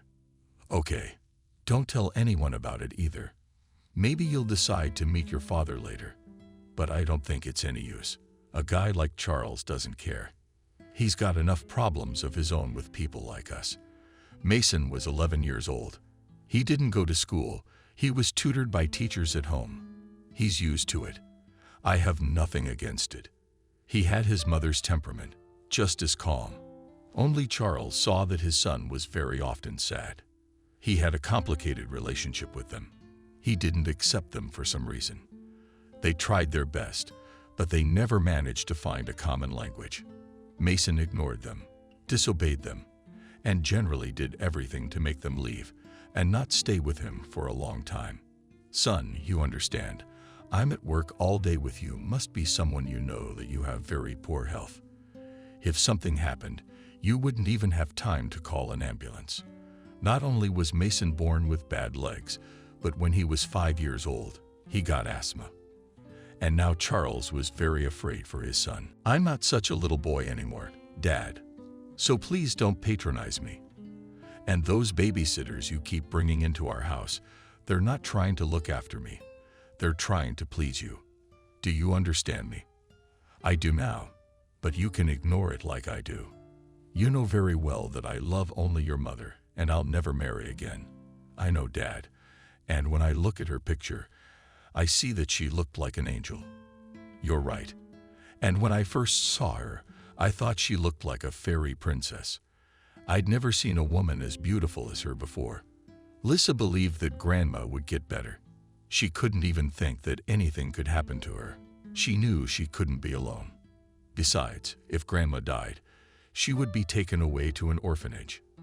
After all, she's only 15 years old. Lisa tried her best, but her grandmother was getting worse and worse. She kept calling an ambulance. They gave her shots and shook their heads. Lisa could see that it was no use, and most likely her grandmother would never get better. She sometimes went to Adriana to cry and talk to her, only she understood her and said that everything would be all right, that her grandmother was strong and that she would get through it. After these talks, Lisa felt better and went home to give her grandmother another massage, boil some soup or porridge and spoon-feed her. Then she would take a book and read aloud to her, knowing that her grandmother could hear her perfectly well and therefore listen to everything she said and read to her. Day after day passed in this way. But as they say, the disease does not spare anyone. And soon Grandma died. After the funeral, Adriana took Tanya to her house. So what, Tanya? You're already 16. So they won't take you to an orphanage. I've spoken to the child welfare authorities. So you'll finish 11 grades at this school. And then you'll go to the city to go to college. Understand, Lisa, you're the only one left. And you have no one else to rely on but yourself. Lisa realized this herself long ago when her grandmother fell ill and everything fell on her shoulders. But she wasn't afraid. She realized that as long as her grandmother was alive, she couldn't do anything. Now she felt very lonely, and in her mind she had only one thought: to find her father and confess to him that she was his daughter. Let him not accept her, but she would feel that she was not alone on this earth. Mason was angry at his new babysitter again, and when Dad came home that night, he said he didn't want Miranda in the house. What's her problem this time? She told her friend on the phone that she would do anything to stay in that house. She described to her how we live, and then she said she wanted to woo you and marry you. I told her I'd heard everything and that I'd tell my father. So she first began to persuade me not to tell you anything, and then she got angry and almost hit me. That's it, son. It's out of the question. If she doesn't show up tomorrow, I'm gonna fire her. Mason turned and went to his room. He had lied a bit, of course, because Miranda wouldn't dare even lay a finger on him, but he didn't like her at first sight. And what she'd been counting on the phone with her friend today for almost the entire day was pure truth. Mason had always wished he had a sister or brother, that they were a little older than he was, that he could talk to them, and they would love him simply not out of Daddy's money, but because they were related. But this, alas, could not happen, because he had no mom, and Dad was not going to marry a second time.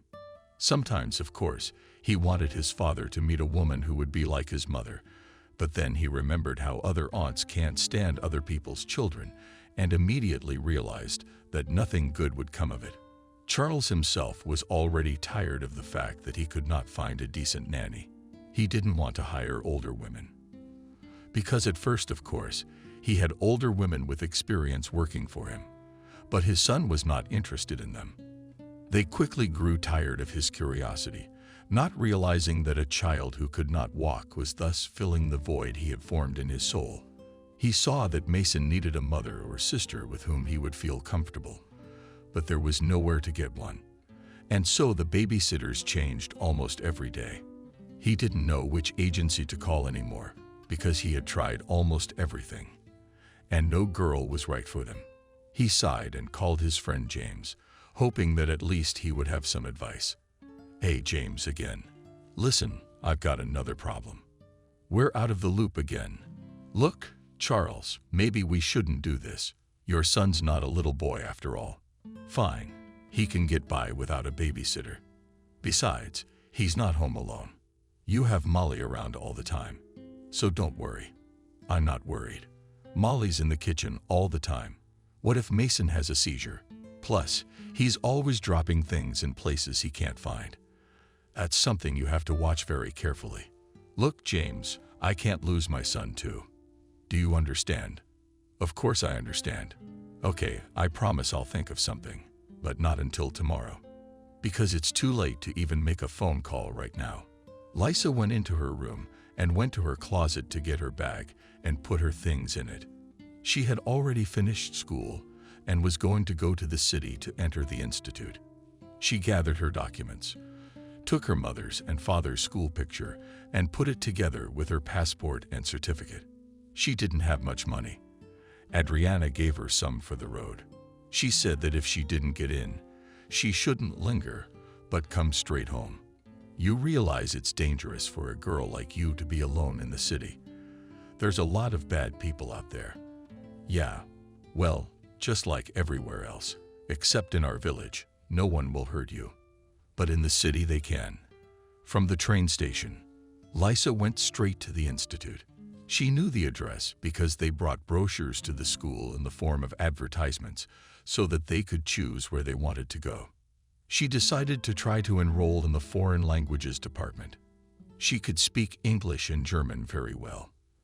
Adriana told her that she would probably not succeed and that she should choose something easier. But Lisa didn't listen to her and decided to go and apply there. When she got off the bus, she saw that her purse had been cut and all the money she had was taken out. She realized that now she couldn't go back, but she hoped that if she got into the institute, she wouldn't go anywhere, but would try to think of something. But she failed her exams. She went outside, not realizing what to do or where to go. She remembered that she hadn't eaten anything for almost a whole day, but she didn't have any money. And to make her hunger not feel so strong, she decided to go to some public garden so that no others would taunt her, and so she wouldn't feel so hungry. She had to spend the night there on a bench. She woke up early in the morning because she was very cold. She took few things, but not because she didn't want to bring much with her, but because she had almost nothing. When her grandmother had fallen ill, all her pension had gone to food and medicine, and she hadn't bought anything for herself for a long time. She took her bag and went wherever her eyes took her, just to warm up a little. It was the third 24 hours of Lisa's wandering around the city. She was terribly hungry. She hadn't slept well. She was cold all the time and had only one thing on her mind. What was she going to do now? Realizing that she could do nothing without money, she sat down on a bench and cried bitterly. Charles left the office and looked around. He had to go to the bank, but he couldn't get the thought out of his head that his son was home alone and that they hadn't found a nanny for him. He was on his way to his car when he heard sobs. He turned around and saw a girl crying. Apparently, something had happened to her. He wanted to keep walking, but something stopped him. He went up to her and asked her, "Did something happen to you? Did someone hurt you?" Lisa looked up at him and answered, "All my money was stolen, and I can't go home. I didn't get into college. I failed my exams, and now I don't know what to do. Do you want to earn some money?" Lisa gave him a frightened look and shook her head. "You misunderstand me. I have a disabled son, and he needs to be looked after all the time. He will have a lot of fun with you because he is an inquisitive and intelligent boy. I will pay you well for this, and you will not need anything. I'm just warning you that he's lying a lot, and quite possibly, you haven't been with us long. Still, I think it's worth a try. Besides, if you don't succeed, I'll give you the money anyway, and you can go home." Lisa wiped her tears and looked at the man more carefully. She recognized him immediately. "My name is Charles, and yours?" "Liza. But as Lisa, don't you agree?"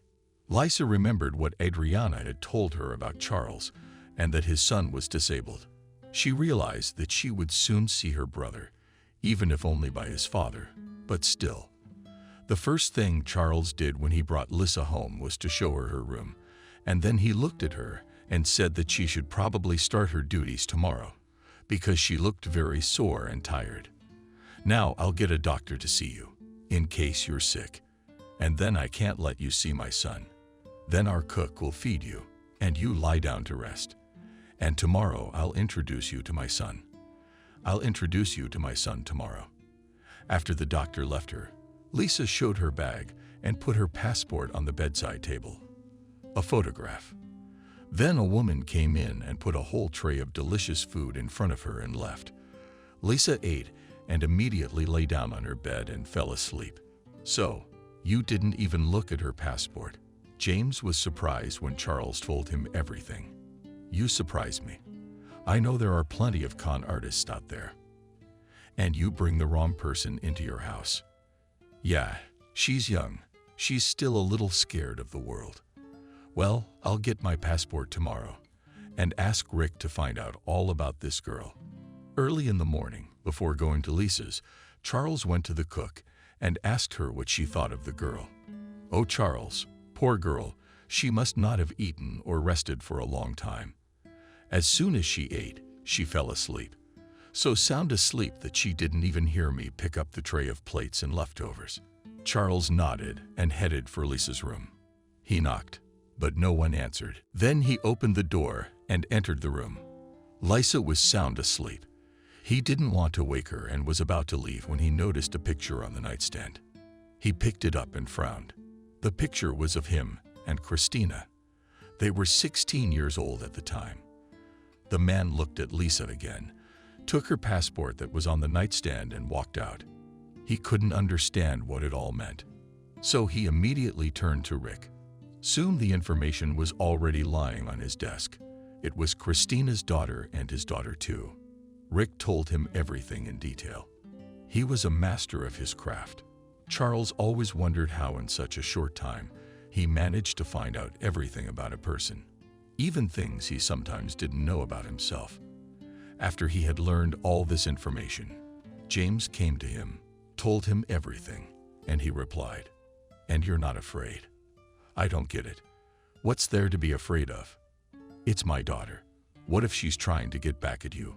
You set it up on purpose. But she's not stupid. She knows she can't do anything to you. But that's how she got to Mason. What makes you think she's gonna get back at me? Well, think about it. Her mother gave birth to her, but she didn't love her, because she thought when you found out about her daughter, you'd marry her. But then she found out you were already married. And you know, she found that out from me. I noticed at the time that she seemed to have put on weight, and now I realize she was pregnant at the time. She was raised by her grandmother. She probably told her about you, told her how bad you were. You're the one with all the luxuries, and you don't mention your own daughter, and you think she's gonna open her arms to you like that? No, she's definitely here for revenge." Charles raced home. His mind was filled with worse thoughts. He was afraid for Mason too, that if she told him all this, there was no telling how he would react. He flew into the apartment and went up to his son's room, but he didn't get there in time because he heard voices. "I wanted to meet you very badly. I don't have anyone but you. My mom died, then my grandmother. To be honest, I understand you very well, because I had almost no mom either. I remember her well, of course, but she hated me, and I never understood why. But I was always reading the papers about my daddy and thinking that someday I'd see him and tell him I was his daughter. You know, Mason, I was really afraid that you wouldn't accept me. I mean, I'm basically nothing to you." "No, you're not. I knew when I saw you that you were my sister because you looked just like my daddy. Can't you see that?"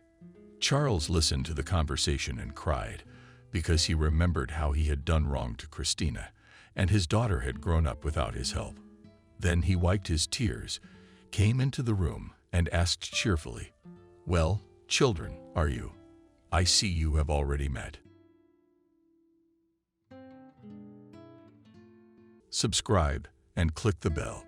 This is how one unexpected meeting can not only radically change the life of one person and save another. Having learned the bitter experience, you begin to appreciate every happy moment, every new opportunity, and those who love you, sincerely and freely. Camille's life was difficult from the very childhood. Despite the fact that the girl was born into a family, quite a successful entrepreneur, Stephen was quite successful in pharma. He worked with large chains and supplied medicines to pharmacies. But in those days, the competition was tough. As a result, the family constantly lived in fear. The production was often attacked and ruined by people dissatisfied with the quality and cost of medicines. Even the workers themselves went on strike, demanding that they be given free products. Stephen struggled to control the state of his business and the company's quality, productivity, and profitability. At times, it was easy enough to do so, and in those intervals, the family could afford a life of luxury. But the moment the mass strikes started again, and there was damage to equipment, components for the creation of medicines, and so on, life became difficult. Not only had to cut all possible expenses, but also had to hide from disgruntled people. After all, the threat was for each member of the family entrepreneur. In general, by the standards of the 90s, the family lived quite well.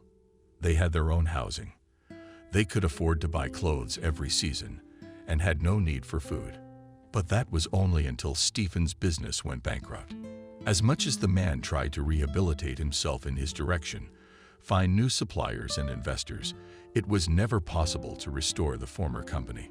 Hard times began for the family. Stephen had a wife, Emily, and a daughter, who was 16 years old at the time. Camille. The woman did not work, but only took care of the household, doing her best to make sure that her daughter received a decent education and grew up to be an excellent hostess. She taught Camille how to serve her properly. Table server to a huge number of dishes told about the history of the country and the world, helped in solving homework, and supported in all endeavors. The relationship between them was trusting. The girl told about all the joys and worries of them. Parents tried to buy Camille the most fashionable outfits, various scientific books and magazines that were interesting to her. They often took the girl to new cities and gave her to all kinds of circles so that she could find her vocation in life and decide on her favorite line of work. By the age of 16, Camille already knew for sure that she wanted to become a famous chef. That after the last year of school, she would definitely go to university and get the desired profession. But life has arranged otherwise. It was in the year when the girl was to finish school. Her father's business was completely destroyed. The family did not have any means of subsistence left, and the possibility of sending her daughter to another city to study at the best university. Not anymore. Parents did not say anything to Camille about plans for the future, and every time tried in every possible way to postpone this conversation. But the girl once found herself in the right place at the right time, and was able to hear that conversation, which not only shocked her, but made her horrified by the indifference and hypocrisy of her parents in relation to herself. "We had a life to come back to," Camille's father said, glaring menacingly at his wife. It was obvious that she did not particularly like the man's proposal and that she strongly doubted the necessity of agreeing to it. "Nothing terrible will happen. She'll love him and everything will be fine. You'll see. And we'll go on living our lives without denying ourselves anything. And we're not eating the last of the pasta." "How can you do that?" Camille's mother said sadly. "We can't just decide her fate on our own. What if he's not as good as you say he is? What if she just doesn't like him? And then she'll have to live her whole life with a man she doesn't like." Emily looked at her husband with some pain in her eyes. He looked completely calm and determined. It was obvious that the man was determined and that no amount of persuasion would change his mind. Camille, who stood quietly outside the door, did not yet realize that she was the one in question, although she had an inkling of it. The essence of the problem was also unclear. All that was clear was that her parents were talking about some guy she should like. The girl began to listen carefully to the further conversation of her parents. Everything would be fine. She was old enough and independent enough to start a separate family life. They would live like this for a couple of years, and then they could get married. "If they do well," the man said, and then poured himself something into a glass at the table. "But what makes you so sure our daughter will like that guy? And we don't know him at all. What if he turns out to be just a cruel tyrant who will just abuse her? We from the whole family know only his father, and that's it." Emily was outraged by her husband's cold and indifferent attitude towards her daughter. "If the father is normal, the son will be normal too," answered Camille's father. "We have no other choice anyway, either to die in poverty or to give my daughter in marriage. The second option is much better. And Camille will live in luxury and will be able to afford an excellent education in the future, and we will not need anything. because we will get a part of the Voloshina family business." There was silence in the kitchen. It was clear that everyone was thinking about something else. And at the time when Stephen was already thinking about how best to play the acquaintance and quickly play the wedding ceremony, his wife was thinking, how could one so easily dispose of another person's life, and how would their daughter be accepted in her new family? Camille stood in utter shock after hearing what she had heard and could not believe that her parents were willing to give her in marriage to an unloved man whom she had never even seen simply for money. In order to get a piece of some company and improve her financial situation, she went to her room, thinking over what she had heard and not understanding how to behave and what to do in the situation. Should she refuse her father's plan or agree to his proposal? After all, they had done everything possible to provide her with a carefree life for so many years. Should she sacrifice her own happiness for the benefit of her parents, or should she refuse to sacrifice and build her life according to her own decisions? On this day, her parents did not say anything to Camille, but she was already thinking over all the advantages and disadvantages of each of the options. As a result, coming to a final decision was not as easy as it seemed initially. The girl was panicky and constantly pensive, and it was difficult not to notice it. So it went on for several days. And then Emily did not endure and decided to talk to her daughter heart to heart. The dream is the beginning. She opens the door to Camille's room. "Did something happen to you? You've been sad lately. Is there a problem at school, or did you have another fight with your girlfriend?" She sat down on the edge of the bed, clearly indicating that she was expecting an answer from the girl.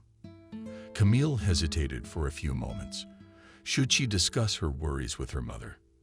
After all, they hadn't told her anything about a fiancé or marriage. Perhaps they would decide everything on their own, and they would give up the decision and find another option to get back on track financially.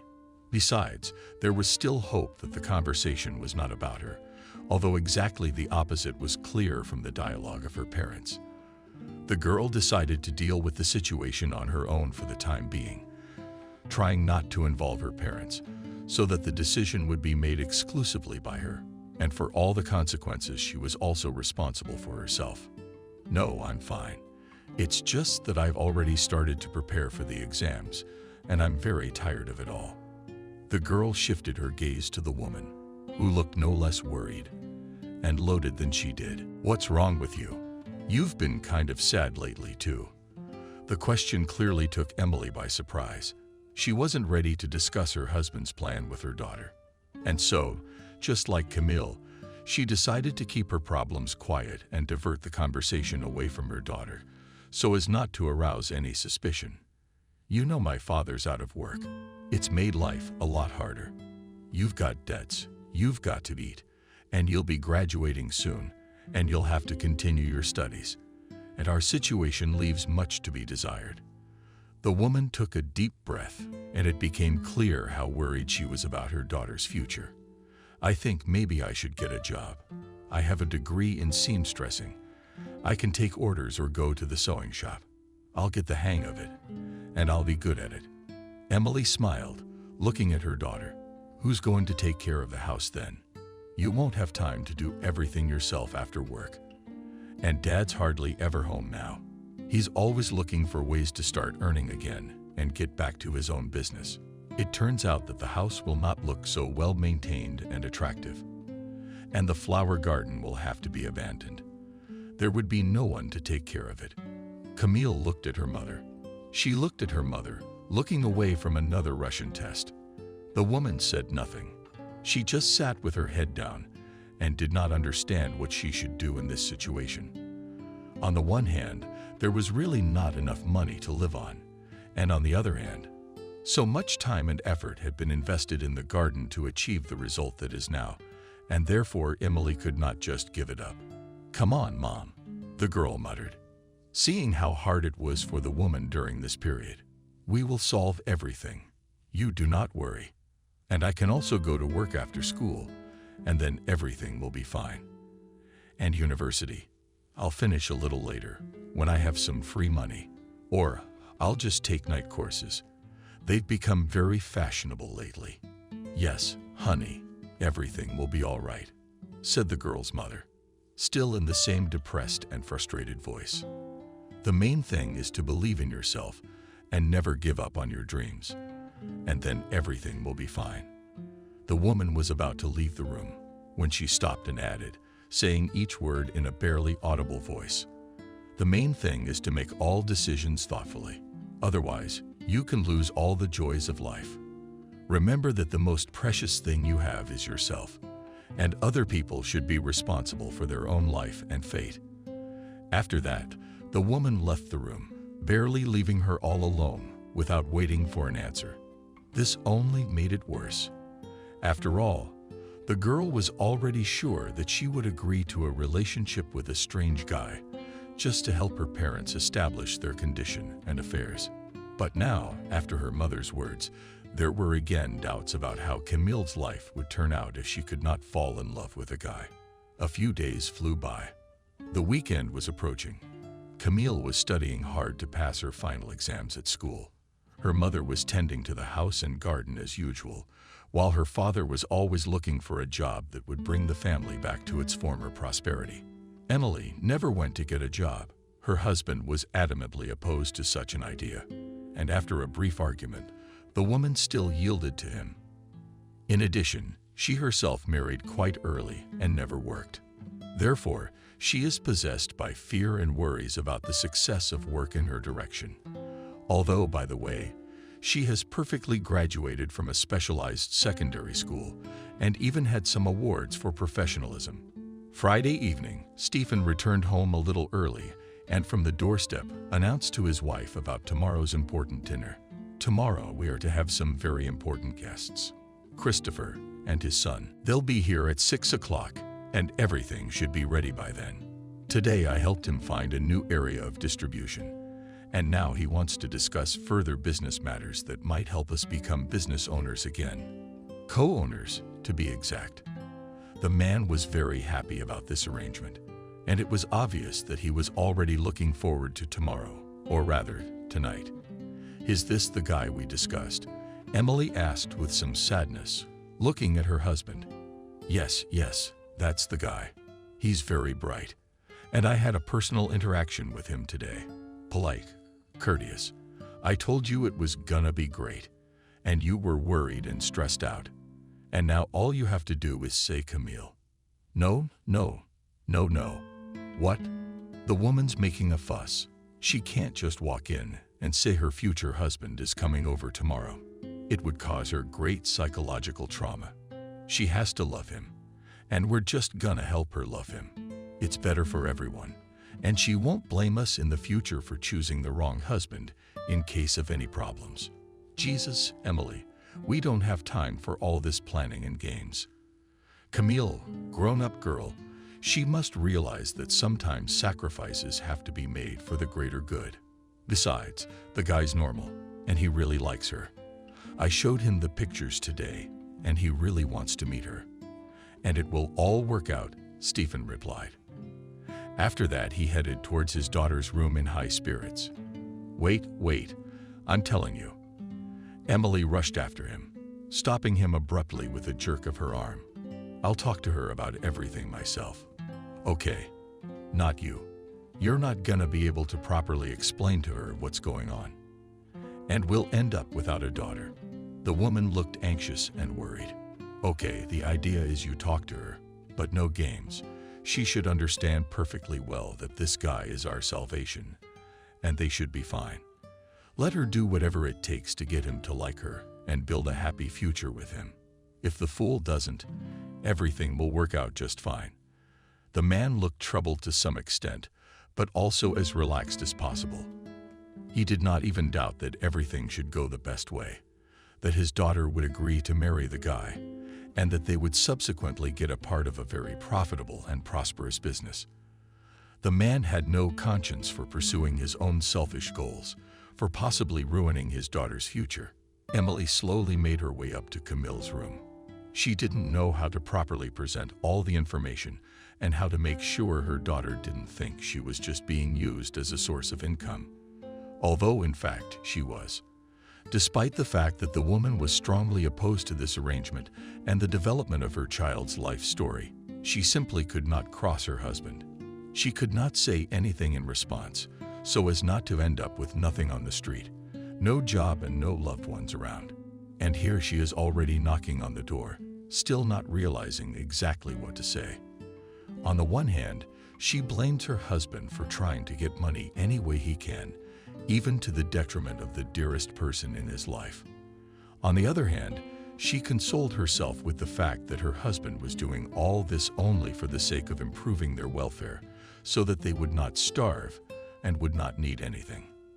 After a brief lull, Camille's voice was heard, which was calm and at the same time sad and depressed. "Are you coming in? Or should I come out to you? Why just stand outside the door?" Emily opened the door and headed towards her daughter's bed, which she sat on every time she talked. There was complete silence in the room for a few minutes, and then the girl couldn't stand it. "Mom, did you want something? Or did you just come to watch me study for the exam? I don't think it's very interesting. Besides, I'm distracted by you, so I can't concentrate on my assignments." Camille was somewhat tense and frustrated. Lately, she had been having some difficulties in her studies, which she tried to solve in every possible way. Without tutors, it was proving difficult to understand new topics and continue to do well in school. But the family could not afford their services. Therefore, the girl tried to learn new topics by any means and sew on them as many assignments as possible. "Yeah, honey, I wanted to talk to you. I just don't know how to start." The conversation was spoken by Emily, and lowered her head, wrinkled my nose. "But whatever it is, it still has to be said," Camille answered her. "That's right. Papa has invited a good acquaintance of his to dinner tomorrow, and he's coming with his son. The boy is very nice. Father says he's very polite and courteous, but tomorrow we'll know exactly how he is. And Dad and I need you to be at dinner too. It will not be nice that on the one hand, the child showed respect, and on the other hand, did not come." The woman was silent, trying to find the right words to continue the conversation. She didn't know how she could make her daughter understand that she would have to get along with the guy who was coming to dinner, and that she would have to build a very successful love relationship with him in the future. "The guy's name is John," Emily continued. "He's only a couple years older than you and already works for his father's company. He's an engineer. He is a very handsome young man who is working hard to develop in his direction and is ready to start a family." After this phrase, the woman raised her head to assess her daughter's reaction, but she just kept on solving the study option, not reacting in any way to the woman's words. "And Dad says that he really liked it. He showed pictures of you, and the guy was really into you. He really wants to meet you." Camille's mother was silent, not knowing what else to add to her speech. She couldn't tell her directly that she would have to marry a man of convenience and live with a complete stranger. She wouldn't even wish such a life on her enemy. And to be pushed into such a difficult decision, her own daughter. Camille understood perfectly well. She remembered the conversation between her parents. And right after her mother had mentioned the dinner with her father's friend and his son, everything had become clear. The parents had found no other way to fix the financial situation and return to normal life. And so the only option left was to form an alliance between her and a strange guy to get a piece of the other family's business. Camille did not know how to react to the words of her mother, who was so carefully trying to tell her not the most pleasant news. She took a few minutes to go through her thoughts and mull over everything that was going on. After which she spoke calmly. "I hope that we'll get along well with him. Maybe we'll even have a good conversation, if he's really a good person." Camille mouthed. This without even taking her eyes off the book she was reading while sitting at the table. "I hope I'll make a good impression on all of them, too. Quite a good impression. I'll try my best to do so." The girl continued reading, in no other way, not responding to her mother's words. She could sense how difficult this conversation was making her feel, and so she made the decision to just sweetly agree to dinner and give hope that she would like the guy, and he would like her, and then everything would be just fine. Despite the fact that Camille has never met John yet, she already disliked him. On the one hand, there is the possibility that the guy himself is not in the best situation and just has to get married to somehow improve his family's condition. But on the other hand, how could he say he liked her if they'd never met in their lives? So he judged a girl solely on her looks, which is the worst trait in a man. In Camille's opinion, she herself never judged anyone by their clothes and appearance, but by getting to know the person, and only after that to draw some conclusions about him. For her, the soul, behavior, and character were more important than mere rags, which would not reveal a rotten soul. The girl had no choice, because she had already agreed to dinner, and therefore she could only hope that she could get along with the guy, and he would be a very adequate young man who would treat her with respect. Otherwise, to build a relationship with him will be as difficult as possible. After all, the girl was used to independence and normal relations with her surroundings to mutual respect. In addition, she had a very high self-esteem. She evaluated herself and realized that she would not allow anyone to treat her as a servant, as one who owed something to someone. She is above it all and would rather go to work to earn her own living than to grovel before someone, to tolerate disregard for her feelings and emotions. But only time would tell what her future husband would be like. Camille began to prepare for dinner several hours in advance. She wanted to make a positive impression on important people, and therefore she was responsible for the choice of outfit and image in general. It was decided to dress quite discreetly and laconically. Thus, elegantly classic black dress, curls, and minimal makeup looked perfect, although it added visual age to Camille. By the time she was just about to sit down and read a book, the doorbell rang. Voices were heard on the first floor. It became clear that it was the guests who had been invited to dinner. "Camille, we have guests coming downstairs." The father's voice came from downstairs. The girl looked at herself in the mirror once more, fixed her dress curls, and headed for the first floor.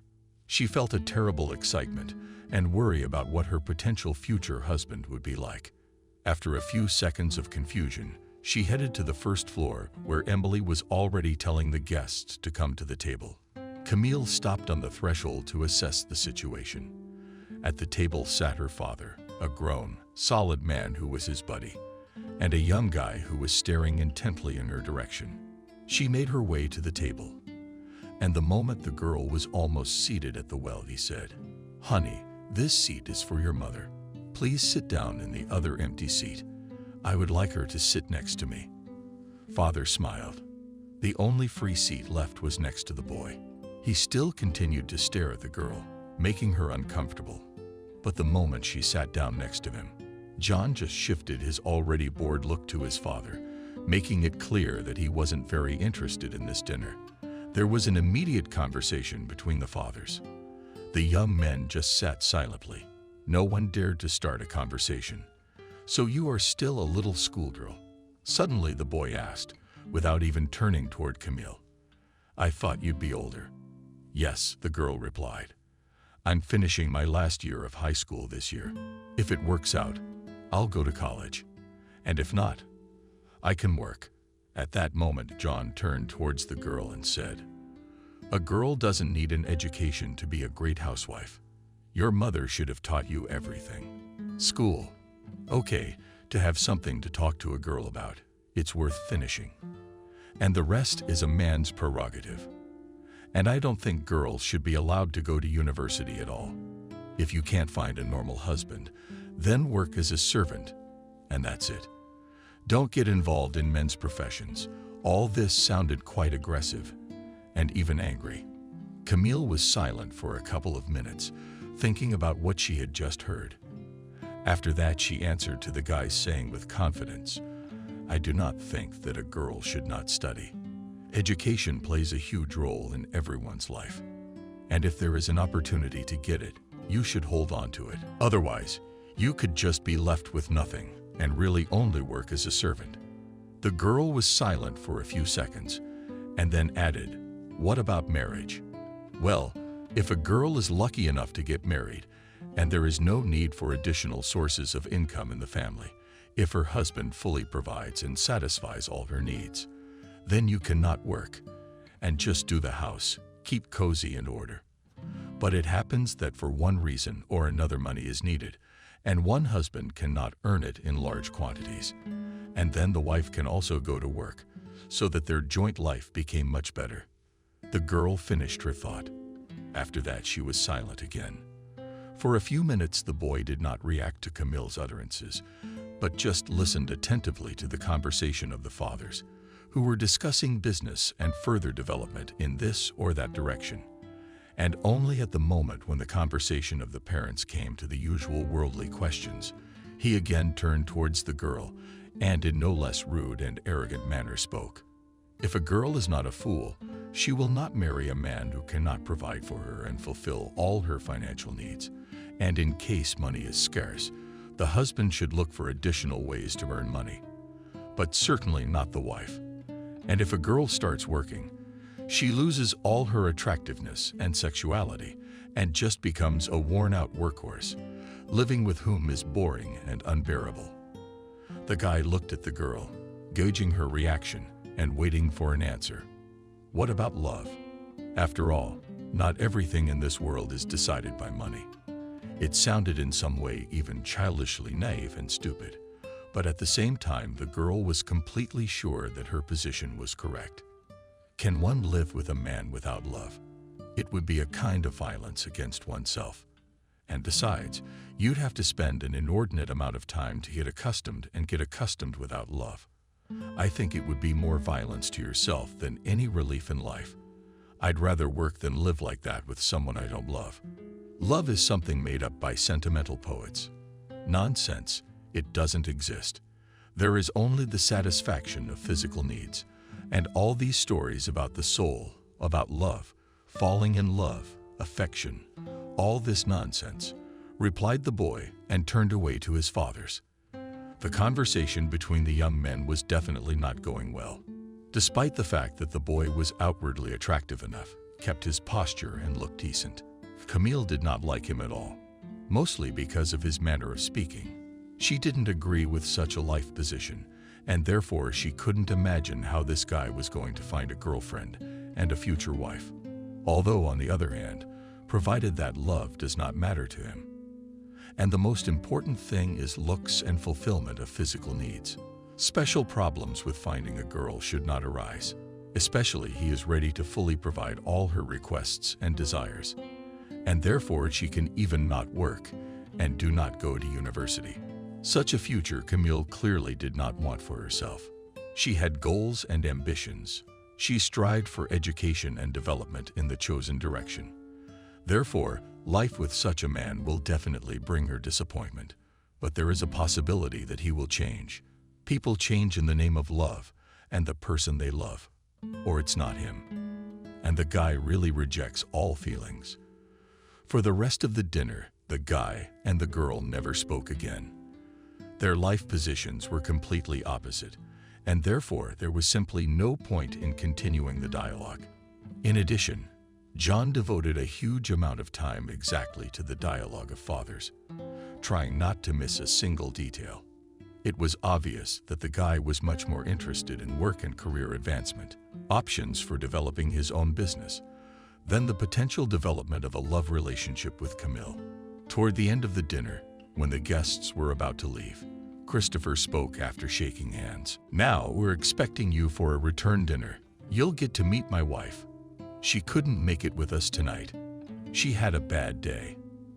But I'm sure she'll be glad to get to know your family a little better, especially since we plan to be in-laws soon." Emily didn't expect such a statement from her guests. Therefore, she expected a mixed reaction from Camille.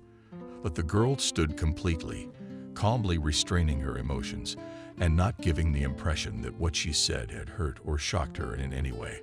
Not once at dinner had anything been said about John's future, and therefore the girl assumed that it was just an acquaintance, after which everything could still change. But judging by the behavior and utterances of the guy, he did not care about feelings. The main thing for him was to get a girl and his wife who will not work and study and will just follow all his whims. After the guests had left, the father turned to his daughter and said, "But what do you think, John? He's a smart guy who knows his business well enough to be serious and responsible. I'm sure you like him. How could a girl not like him?"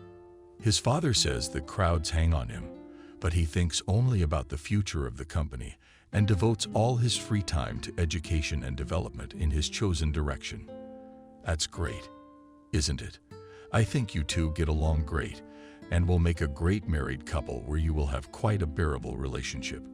My father smiled as he looked at Camille, who was listening attentively without showing any emotion in response to his words.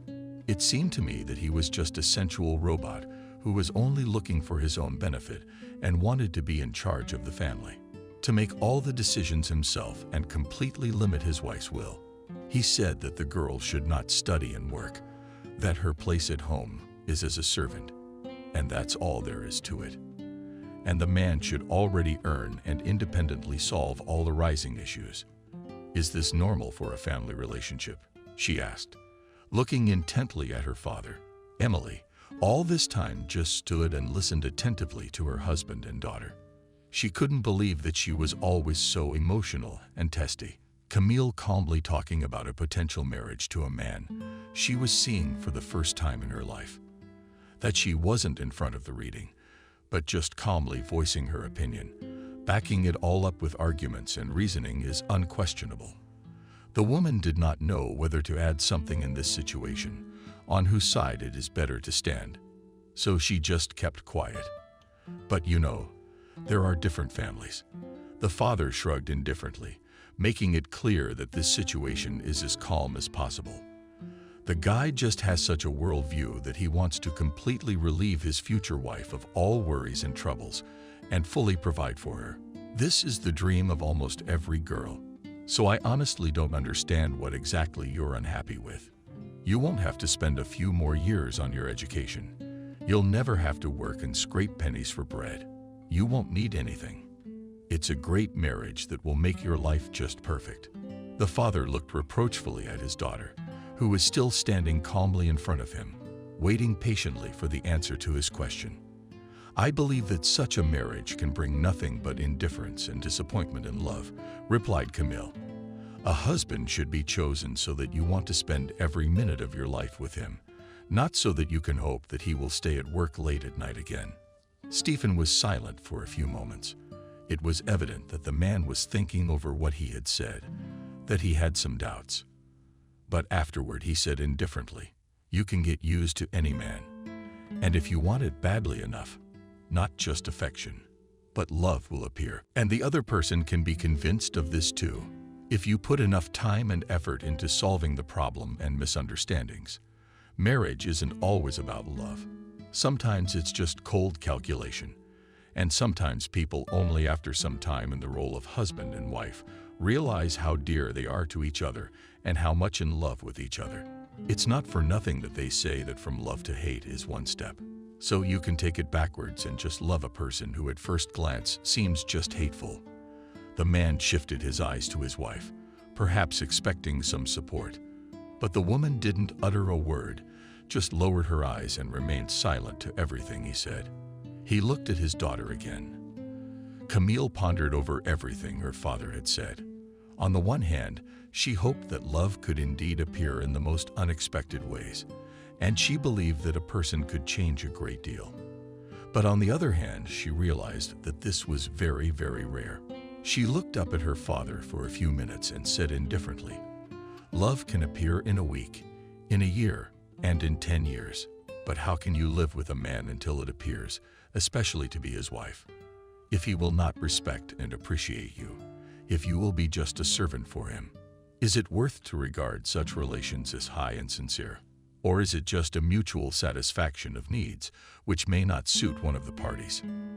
Camille crossed her arms on her chest, making it clear that she was not going to accept her father's position and would stand her ground to the last. Sometimes you can be patient for the good of yourself and others. This conversation is over. I advise you to think about what you can occupy yourself with until love appears. What can you focus your attention on so that you don't have to think about such nonsense?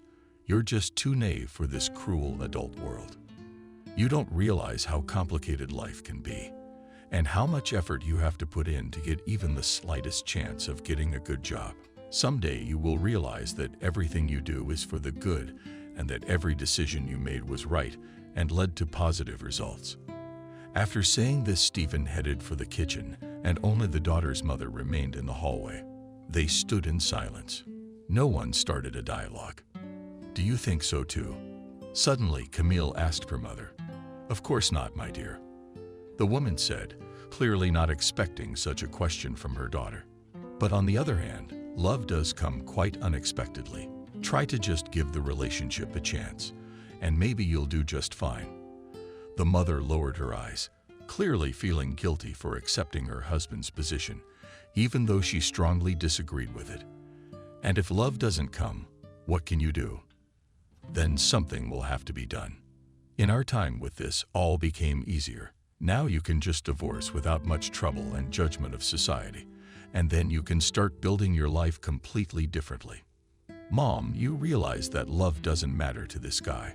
He himself personally said that it doesn't exist, and that the only thing a woman does is stay at home. And if I want to develop, if I want to study or somehow realize myself in life, then what? No one can forbid you anything." "Honey," Emily replied, "you are a completely free person who can decide for herself what to do and how to do it. Do you want to study or work, or just sit at home and enjoy the privacy and silence? And you can also completely change your life at any time to leave that person you don't love. Give up a job you hate, drop out of university in any course, just because you are disappointed in your chosen direction. Remember that you are a completely free person, and no one should limit your life. But sometimes you have to think about the consequences of your decisions. They could be disastrous." The woman lowered her head. "I have to go and clean the table and water the flowers on the second floor." Emily went about her business, and Camille was left standing all alone. What am I going to do? The main question that tormented her to the point of madness. She did not understand how to act, what decision to make in favor of her own happiness and future, or in favor of the happiness and well-being of everyone else. Any decision will affect not only her, but also her surroundings. Therefore, it must be made in a balanced and responsible manner. Meanwhile, John and Christopher, who were on their way home, were also discussing the dinner they had just finished. And what do you think of their daughter?" the man asked his son. "I think she's just another naive girl who doesn't realize how complicated and unfair life can be. She tried to tell me throughout the evening about love, about light, pure feelings, about how important it all is, just some childish babble." The guy rolled his eyes and pointedly poked, making it clear that such behavior does not suit him at all. He wants to see as his wife a girl who will perfectly understand and accept all his aspirations and desires, who will put the maximum amount of effort to maintain home comfort, to be an ideal wife, and remain as beautiful over the years. Moreover, the guy was not even thinking about marriage. In the near future, he was going to develop exclusively in the professional direction. About the need to get married, stated already directly by his father. Christopher knew about the fact that his father, Camille, certainly had a burgeoning business, after which there was a considerable amount of production facilities. He wanted to get them into his ownership and completely remodel them to maximize the profitability of his business. However, he couldn't say it directly, not until the most favorable conditions were present. Similarly, Camille's father did not tell anyone but his wife about his desire to get a part of the business, so as not to make a fuss or alarm anyone with his decision. Both men believed that after family unification, it would be very successful to improve their position and get an opportunity for a new impetus for development and self-realization. After all, it is much more difficult to refuse relatives, especially considering that it is not accepted in society. "But she is still quite small," spoke Christopher, "which means that it will be possible to bring her up completely under your needs and preferences, and as a result you will have a wife, a behavior and character that is completely in line with your preferences. Of course, you will have to spend some time and effort to get an excellent result, but the effort is definitely worth it. And here you are right, John replied and smiled wryly. It remains only to understand how to re-educate her and make her a docile wife who will sit at home and wait for me like a faithful dog. I don't want anything else. All these high relationships are definitely not for me. The only thing I want is to develop our company and earn so much that I don't even have to look at the price tags in the stores and immediately buy everything I want. A guy turned to the window, looking at the passing neighborhood. That's exactly the main job. You will still have time to fall in love. There will be money. There will be love and more than one. Trust my experience. All that's left is to get you married as soon as possible and move on to discussing issues that have to do with our business plan. And then everything will be just fine. And we'll deal with Camille later if she can't be rehabilitated. She won't play such an important role in your life, Christopher said. Then he grinned at how much of a responsibility ordinary girls sometimes took on, who, in fact, had no value at all. An ordinary girl can act like she's more important than everyone around her, as if everyone should reckon with her opinion and respect her every word, but while hard on her not forever. We'll do the wedding and then do whatever you want. It's a deal. The father looked toward his son. All right, but if there's a lot of smartassery, I won't be quiet either. Soon it was planned to attend a dinner to which Stephen and his family were invited. The man had already started to think over the concept of the wedding, to consider possible variants of events, to discuss all the issues with his wife. Emily was extremely reluctant to discuss all the moments, realizing that this decision could simply break their daughter's life. But she did not argue with her husband and agreed with everything he suggests and says. This time, Camille decided to dress more brightly and defiantly make a full evening makeup and put all her hair in a tight bundle. Her choice fell on a red dress, which immediately caught the eye and attracted a lot of attention. Such an image in no way corresponded to John's idea of an ideal wife who should sit at home and obey her husband. It was with such a bright and defiant style. She wanted to push the guy away from herself by showing her independence, but she didn't know about his family's plan, that she was to be his wife anyway, that her behavior and appearance were unlikely to influence the decision. The dinner was to be at 6 o'clock, but suddenly Christopher called his companion and postponed the meeting for a couple of hours, citing business. In fact, his son was just late after another quick date, which he often went on, and it would be wrong to start dinner without him. After all, the plan was to discuss the future of John July. The evening began exactly the same way as last time. A certain seating of the guests and a competently set table, outfits, and costumes stood out strongly. Only Camille, who looked bright and defiant and definitely attracted a lot of attention. Of course, she had counted on just such an effect. Counted on the disapproval of her potential fiancé's family. But instead, Christopher complimented her. And John simply smiled as he met her with an appraising six-eyed glance over her body. It turns out that the change in style didn't help at all. The guy has attracted not only reserved and quiet girls, but also sexy and lecherous. Moreover, John liked Camille's image much more than at their first meeting. After all, now he saw at least some advantage in making their union. He realized that she had a very interesting style, and that it could be left for going out with her to friends or to public places. Going out together would still be necessary so no one would suspect anything, and he didn't want to be everywhere with a girl who looked more like a nun.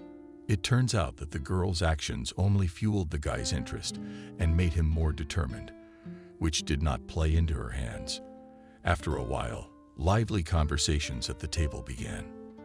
The parents were talking among themselves, and the guy and the girl just sat and silently listened to numerous stories and plans for the future, exactly until the talk was about their future and their upcoming marriage.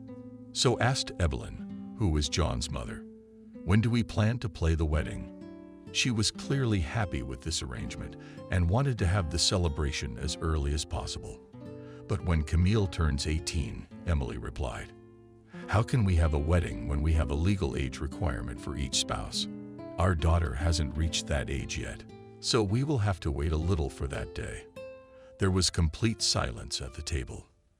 Everyone understood that the woman was right in her decisions, but certainly no one planned to wait 2 years.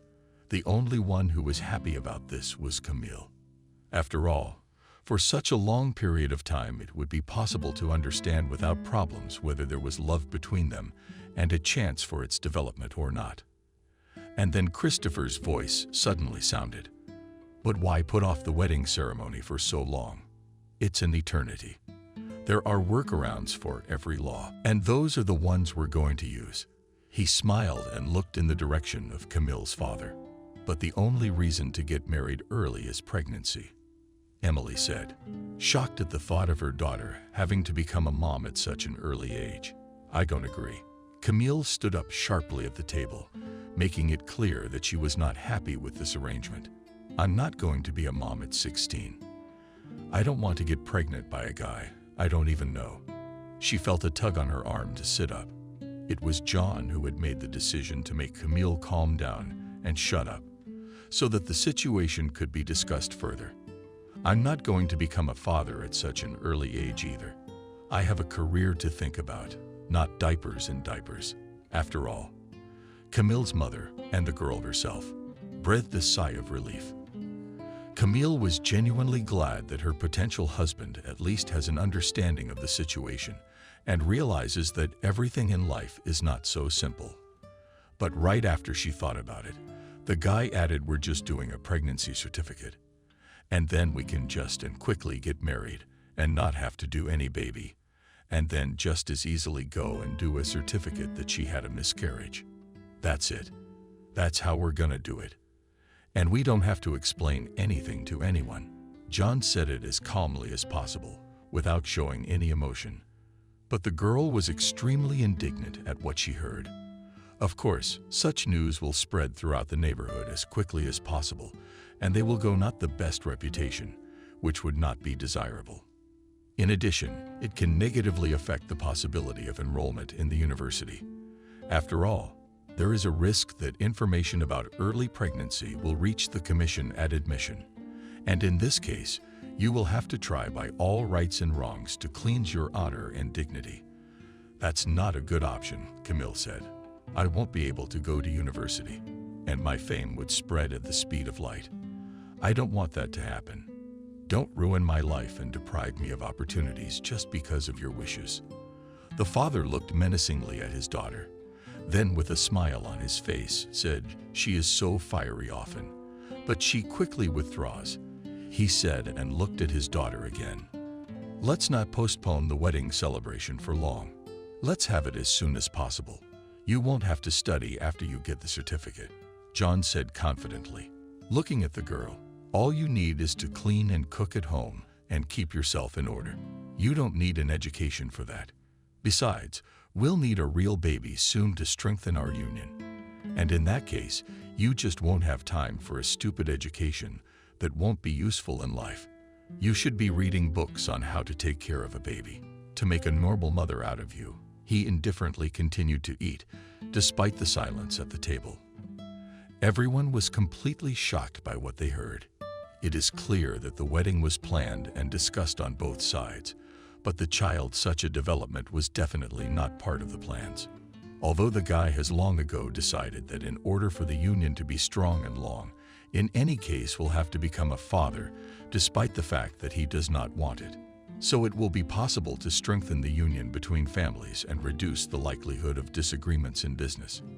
After all, it is simple to divide it and continue to live as before. When taking into account the presence of a grandson or granddaughter will be extremely difficult.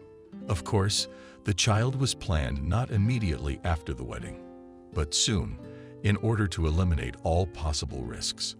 This news he previously wanted to discuss with his father to weigh the pros and cons.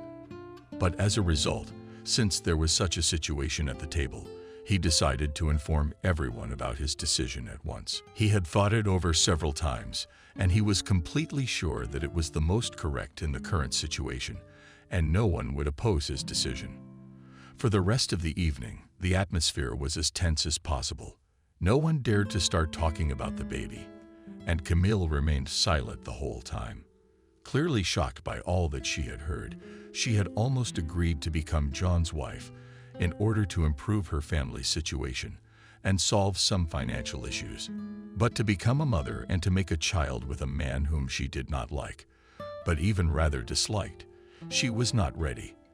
That's why such news shocked her. Camille's parents were also in a stupor. Father, of course, wanted to improve his welfare and get the opportunity to manage part of the business, but not to become a grandfather.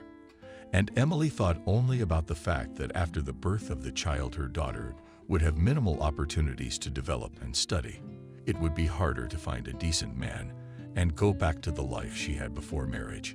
Despite the fact that the dinner was intended to discuss a future wedding, the matter was never resolved.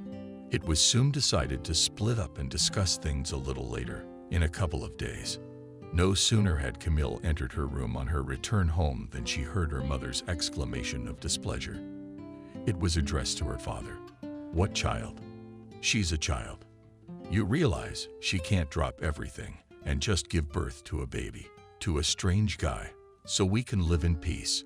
I can't forgive myself for that."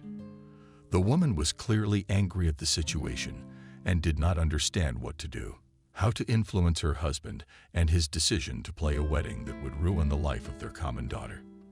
"I didn't know about any children," Stephen replied. "In fact, I'm just as outraged as you are. I'll make up my mind. There will be no child.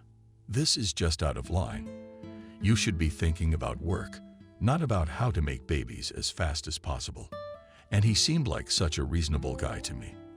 The man sighed, and then he spoke. "We'll meet again in a couple of days and discuss everything. I'm sure that everything will be decided in our favor, and no children will be out of the question in the next few years. It's just absurd." After the last sentence, Camille closed the door. Anxiously, she exhaled. She was glad that at least in this matter her parents were completely on her side. It turns out that no one will force her to give birth to a child. And in any case, she will enter the university regardless of whether her future husband wants it or not. She is not going to give up her dream, and therefore will definitely put the maximum amount of effort to stand on her own and achieve her goals. But now, the main thing is to solve the issue of the wedding as soon as possible, so that it is possible to get a divorce as soon as possible in the future. Yes, the girl did not plan to fall in love with a young man and try to change him unto herself. She just wanted to improve the state of her family, to give her father the opportunity to restore the former business, after which she will be able to leave the guy with peace of mind and start living in her own pleasure. For that reason alone, she didn't try to find options to postpone the celebration. She just wanted to do everything with minimal damage to herself, so as not to harm her future and stay with a good reputation. A few days later, it was decided to reconvene with the families to revisit the issue of discussing the wedding ceremony. The first to put forward a proposal was John's father. "Regarding the date of the wedding, I suggest we organize everything next month.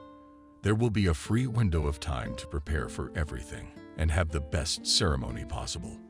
I think that we should not be in a hurry, so that our children will remember this day for a lifetime, so that there will be no unpleasant rumors, and certainly not a bad reputation about families." Christopher looked carefully at his wife, who agreed, nodding at everything that was said. The woman in general was not much of a talker. In meetings, she rarely voiced her opinion, and always simply agreed with what her husband said. One would have thought that she simply had no say in the family. Actually, that's what Camille thought, and was worried that after the wedding, she would also have to sit silently and just nod. "I think it's too late," the boy muttered. "We can have everything fully organized in just a couple of weeks. I don't see any point in delaying the celebration. All the more so, everyone realizes that the wedding is for business purposes only, so there is no point in waiting for love and affection to appear. They can appear in a year or two, and we just don't have that much time. Besides, when we start together, it will be much easier to get used to each other, and therefore the relationship will develop much better and faster." The guy looked in the direction of Camille, who was clearly loaded with numerous thoughts. "I think it's too fast," Emily replied. We just can't get ready for the wedding in such a short period of time. Not only do we have to find dresses and various attributes, but we have to coordinate everything." She did not have time to finish because Camille intervened in the conversation and said confidently, "We can do everything in a couple of weeks. That's why I agree with John. We should do it as soon as possible. Otherwise, it could take a long time. We don't want to put off the preparations. Let's start making the guest list now. And tomorrow we will prepare for the ceremony itself, decide all the organizational issues and so on." To say that everyone was surprised by the girl's answer is an understatement. No one expected such behavior from Camille, who just a couple of days ago completely rejected the idea of marriage until the age of 18, so as not to spoil her reputation. And now she agrees to any conditions, so also takes the initiative to spend everything in the minimum time. John was pleased with such behavior on the part of the girl. He thought about the fact that she began to change under his influence, that she accepted her position, and now will constantly agree with him. He didn't even think about the fact that she could pursue her own goals and aspirations, that she could do it all just based on her own interest and preferences. But all in all, it didn't matter much to him. The main thing is to quickly organize the wedding, and then begin the process of her upbringing under himself. John did not even doubt that he could without much trouble to break and completely change the girl's behavior to suit his needs. Preparations for the wedding took place as quickly as possible. Invitations were sent out, and literally the next day after the ceremony was discussed, and in a few days the room was already being prepared and outfits for the bride and groom were chosen. All the bills were paid by the groom's side, so Camille decided not to deny herself anything. She chose the best outfits, included in the menu very interesting and not cheap items, insisted on decorating the hall with fresh flowers and so on. The girl decided to organize everything as much as possible under her taste, so that this event brought her some joy, albeit fleeting. Despite the huge expenditures, Christopher did not refuse anything in the organization of the celebration and did not show anyone his dissatisfaction with the situation. Camille's parents did not even try to stop her or change her mind about this or that decision. After all, she immediately made it clear that everything will be either the way she wants or nothing. Everything was ready by the day of the registration. The result exceeded all expectations. It seemed that the wedding was planned for months. There was a thorough preparation on all issues, and a considerable amount of time was given to each element of decorative design of the hall and restaurant. Everything was combined and perfectly harmonized. John's side invited a lot of guests. Camille decided to invite a minimum number of people so as not to provoke gossip, although of course they will appear in any case. After all, everyone invited perfectly understood that the wedding will be held only because of the interesting position of the bride. After all, there were no other options for its organization. The celebration was quite noisy and fun. Camille Otreveazia, full on this holiday, in anything did not deny herself and behaved not in the best way, especially considering that according to legend she was pregnant. To suspect that the wedding ceremony was not real, it was as difficult as possible. The only thing that caused some whispers was the kisses of the bride and groom, which were quick and cliffy. It was as if the young people were just uncomfortable kissing each other. But it was all blamed on the bride's shyness and her pregnancy hormones. After the end of the marriage ceremony, the young people went to the apartment that belonged to John and now became their home. It remained only to come to terms with the new situation, settle in a new place, and wait for the improvement of the state of their family, after which Camille will be able to return to normal life. But everything turned out to be not as simple as she wanted. Soon after the wedding ceremony, the girl learned that Christopher refused to formalize her father's vows. Consequently, the opportunity to become a manager Stephen simply did not have. However, another development was proposed. It was decided that the man would be hired as a manager to oversee work processes, but only on the condition that a general power of attorney was granted for his business in the name of John's father. This was necessary in order to begin restoring the facility and refurbishing it in a different direction. This was the only way to get production back up and running. Another nuance was that once the company was rebuilt, Stephen Christopher would be entitled to a portion of the income that would go to him for the rest of the company's life. The arrangement turned out to be completely different from what the girl's family expected, and therefore had to urgently think about what to do and how to act to give her father the opportunity to rehabilitate. After a few days, Camille still made a difficult decision for herself. She is staying with John until her father is able to continue running his business on his own. Yes, he will have to give a portion of the profits to Christopher, but he will also be able to provide for himself and his mother. And that's the whole point of this plan. All that's left is to wait for this change to happen. Immediately after the wedding, the guy began to make efforts to bend the girl under himself and change her character and behavior.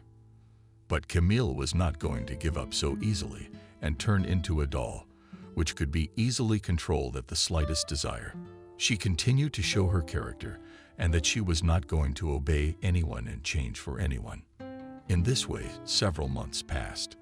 Quarrels were in the Young family all the time. The guy and the girl just did not find common ground because they had completely different goals in life, different views on the proper position of the family, the duties of men and women, the rights of me, rights and opportunities, but no one talked about divorce. After all, everyone understood perfectly well that the set goals have not yet been achieved, and therefore divorce was not an option. Moreover, John was still completely sure that Camille was not going anywhere from him now, just like her family. That she will fully fulfill all the wishes of the guy, will obey him, and in the end, will become an ideal wife in his understanding. The girl successfully passed all school exams and received a certificate. Without hesitation, she went to the university and applied for admission in the direction of a chef. She realized that her independent decision could be the cause of another quarrel with her newly married husband. But that was of little concern to her. Camille thought only about her own future and well-being, completely disregarding all the guy's past statements about education, girls, and their jobs. She understood perfectly well that she just needed to get a higher education so that in the future she wouldn't have to worry about finding a job that would allow her to fully satisfy all her natural needs. Camille returned home in a great mood. After submitting her documents, she met a friend and spent a few hours with her in a cafe. This arrangement did not suit her husband, and every time after such situations at home, she was expected another lecture that normal wives sit at home and wait for their husbands from work. They hang out in cafes and parks with their girlfriends all day long. But today she was waiting for another conversation, even more unpleasant and complicated. Immediately after the girl returned home, she saw John, who stood in the hallway with the most displeased expression on his face. "I do not think that your next moralizing will lead to a positive outcome," Camille said from the doorstep, not even listening to the guy. "What you're telling me doesn't matter, because I'm not going to give up my friends. I'm still going to hang out with them. I'm still going to spend time with them. So get used to it, sweetie," the girl muttered. She was about to go into the room when the guy stopped her abruptly, grabbing her arm. The grip was strong enough that Camille even shrieked and tried to pull her hand out, but to no avail. "And we'll talk about your girlfriends later. There are more serious things to talk about right now," John said. Then with a sharp movement, he turned his wife to face him so that she was as close as possible. "I don't remember that I allowed you to apply to the university." The girl was extremely surprised that her newfound husband already knew about it. She hadn't shared this moment with anyone in particular, but most likely his family just had too many acquaintances who liked to discuss everything that just got in the way. The matter of her admission had apparently been discussed as well. Camille thought for a few moments about what exactly to say to the boy. Then she spoke angrily. "No one asked you. I make my own decisions about my life, and I'm certainly not going to discuss them with someone who doesn't respect my opinion. If I said I'm going to go to university, then I'm going to do it, and no amount of excuses will work on me." She gave her hand another tug, but it had no positive effect. The grip didn't loosen. It even seemed to have gotten stronger, so much so that the bone at Camille and surrendered a strange creak. It hurt. "Let me go," the girl said loudly. "The bruise will remain for the whole arm. And if you break it, what will you do? Then maybe you'll become more difficult, since you don't understand Russian." As if the guy hissed through his teeth. Then he added, "I'm telling you for the last time that you will not enter anywhere, and therefore I advise you to come to your senses, or am I gonna make you do it? You're acting like a little kid. You should be thinking about your family instead of your own. You're not just a girl now, you're a wife. You have to fulfill all your duties to the fullest. I'm doing mine. We don't need any money. Neither does your family, whose father is incapable of anything, if he can't provide for his wife on his own. So stop it, and think about your behavior." The guy let go of Camille's hand and headed for the kitchen to finish the coffee he'd left behind.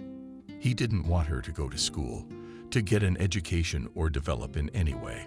It was always compared to his mother, who had given up everything and married Christopher, and had never known any need for anything in her life.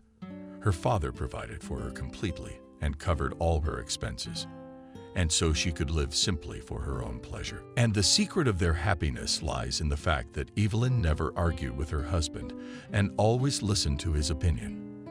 At least, John was sure of that. He made efforts day after day to re-educate Camille and make her like her mother, but it didn't work very well. In turn, Camille was well aware that Evelyn's life was far from the best. After all, she had no opinions of her own.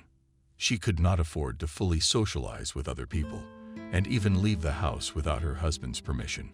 A woman always asked permission before buying something or doing something, never allowed her feelings to come out, and seemed disconnected from the world.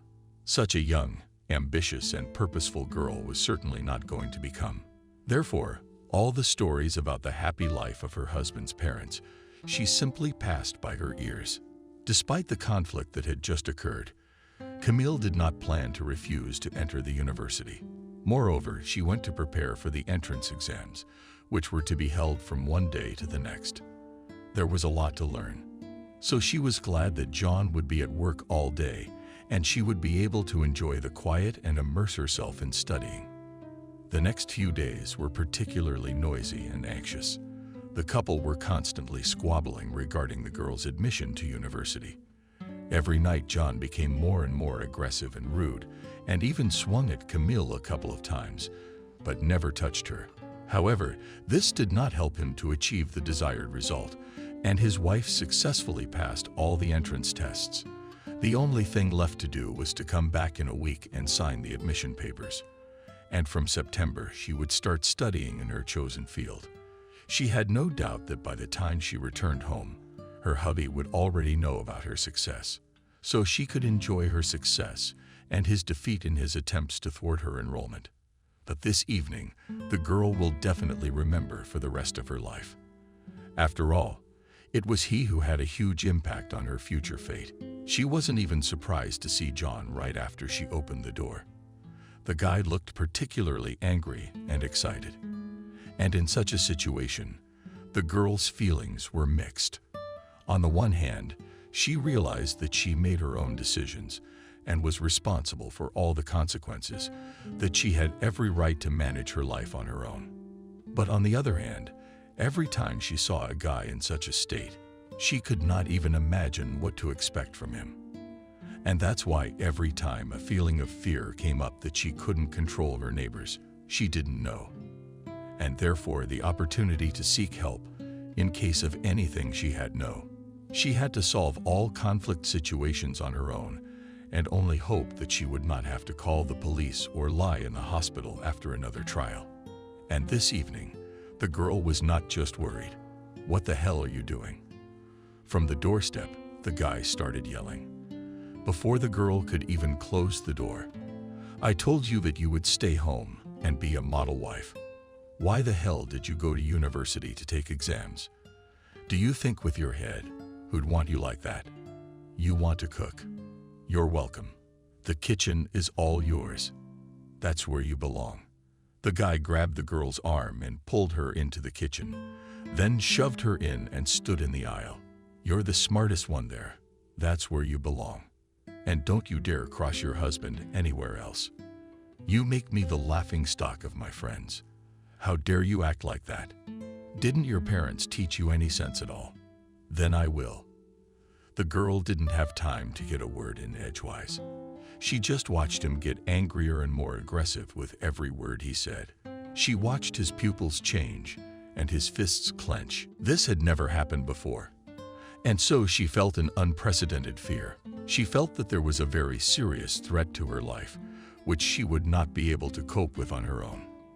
The most correct decision she made was just to keep silent and wait for the end of the guy's monologue, after which he should calm down. But that wasn't happening. He waited a few minutes, with all the hatred and anger, looking at his wife, after which he continued to speak in the same aggressive and angry manner. "Why did we stop talking?" Hearing suddenly activated, or brains appeared. "Usually you can't shut up. She speaks her mind. Look at her every time. It's over. Her own opinion, what you'll always do now. Is that what you're supposed to do now? Yes, to behave normally and know your place in the house. So that's how it's always gonna be from now on." The guy grabbed the girl by the arm and dragged her to the opposite side of the house. "Let's go. I'll show you another one of your places where you should be spending your time instead of hanging around parks and universities." He dragged her into the bathroom. Even though her clothes were always clean and laid out, Camille was well aware of the urgency to do something to keep herself safe.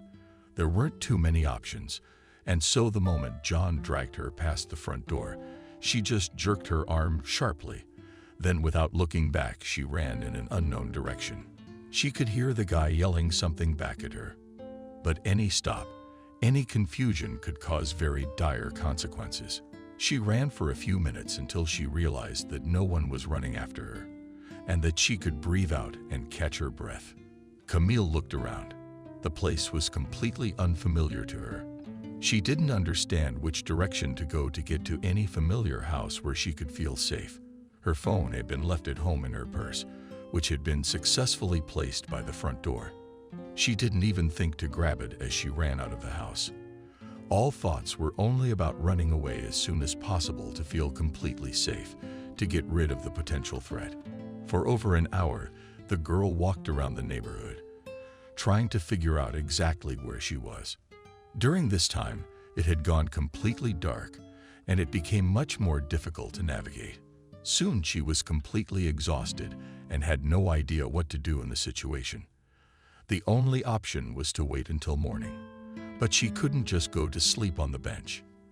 That way she could be found without a problem. Husband, when he will get to work in the morning. This option seemed to the girl the most delusional, and therefore it was decided to look for a place where it would be completely safe to spend at least one night, and then decide what to do next. To find a decent option was not possible. Soon there was no strength at all, and therefore had to go down into the cold basement of an abandoned house, which looked absolutely terrible and even dangerous. But there was no choice. In the basement, the girl saw an old mattress, which was shot with something like a light blanket. She was surprised and frightened at the same time. After all, if a full-fledged sleeping place was organized here, it was very likely that at any moment the tenant of these apartments could come, and then the situation could become much worse. But there was no strength to look for a new temporary shelter. So Camille decided to try her luck. Sleeping in the cold basement was not easy. Not only that the temperature around did not allow to fully relax and felt a strong dampness, the girl still could not calm down after everything that had happened and did not understand what she should do next. Her father had not yet had time to fully restore the business. Yes, and the idea with the wedding did not bring the expected result. And to get a part of the company as a gift for such a momentous occasion did not work out. Yes, Christopher had put a lot of effort into remodeling her father's old company and starting a new production facility, but he did it mostly for his own benefit. After all, part of the profit will come to him in any case after all the work processes are set up. So there's no need for marriage. Or is there? And as soon as Camille went to file for divorce, her father would be left with nothing again, and their family would be on the brink of poverty. Anxious thoughts were weighing on the girl and made her feel the heightened anxiety of the experience. She did not understand what decision would be the most correct. Is it worth it to continue to tolerate such an attitude in his address? Or is it time to get rid of the man who brings only negativity into her life? How to apply and where to go after the divorce? Will John not do something to her or her loved ones in the event that she makes such a decision?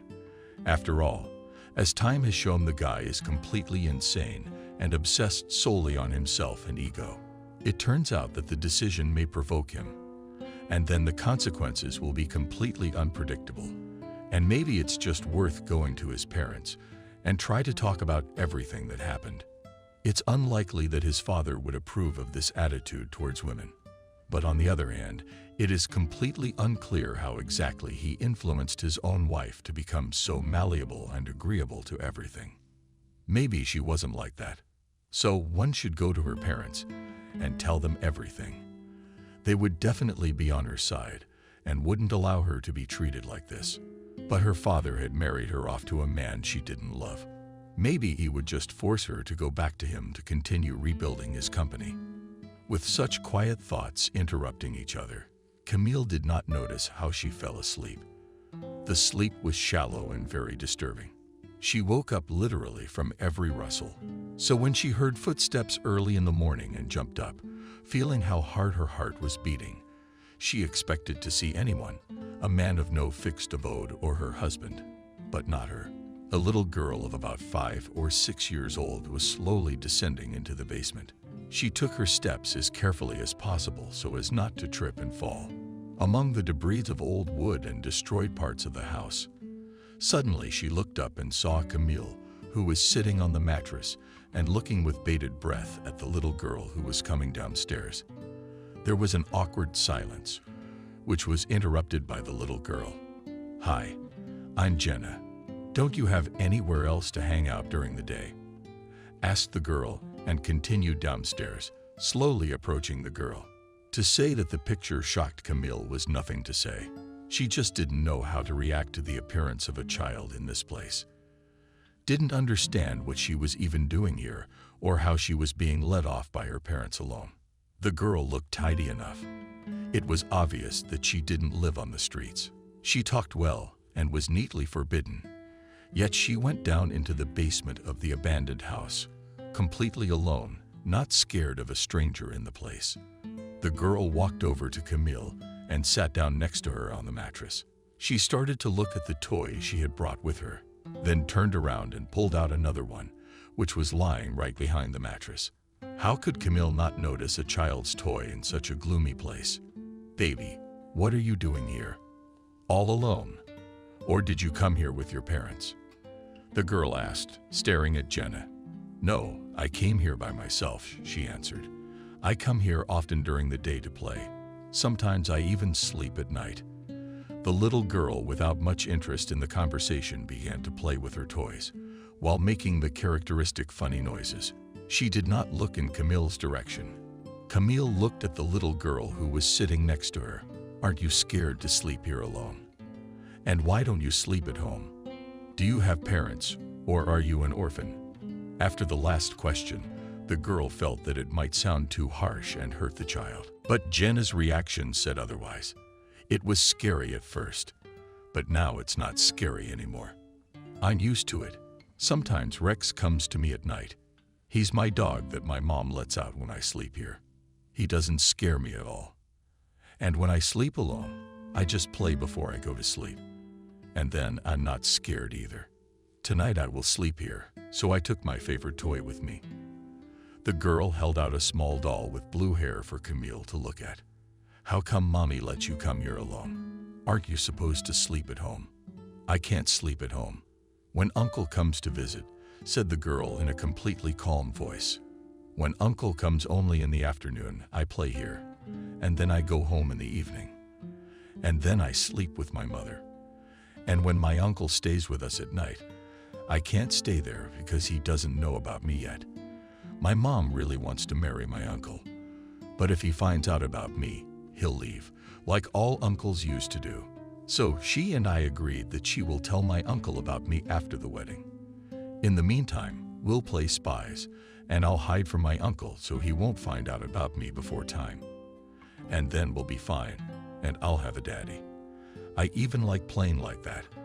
I'm helping my mom to be happy." The girl said all this with sincere joy. She believed that her mom would really get married soon and tell about the baby. But Camille had little faith in this. She couldn't believe that such a thing could happen, that a small child could spend the night all alone in an abandoned house, spend almost every day of her life here without going to daycare, and yet her mother reacts calmly to all this. Moreover, she herself sends the girl to this place, knowing perfectly well how dangerous it can be for a child. Camille looked at the girl who was indifferently playing with her dolls for a few more minutes.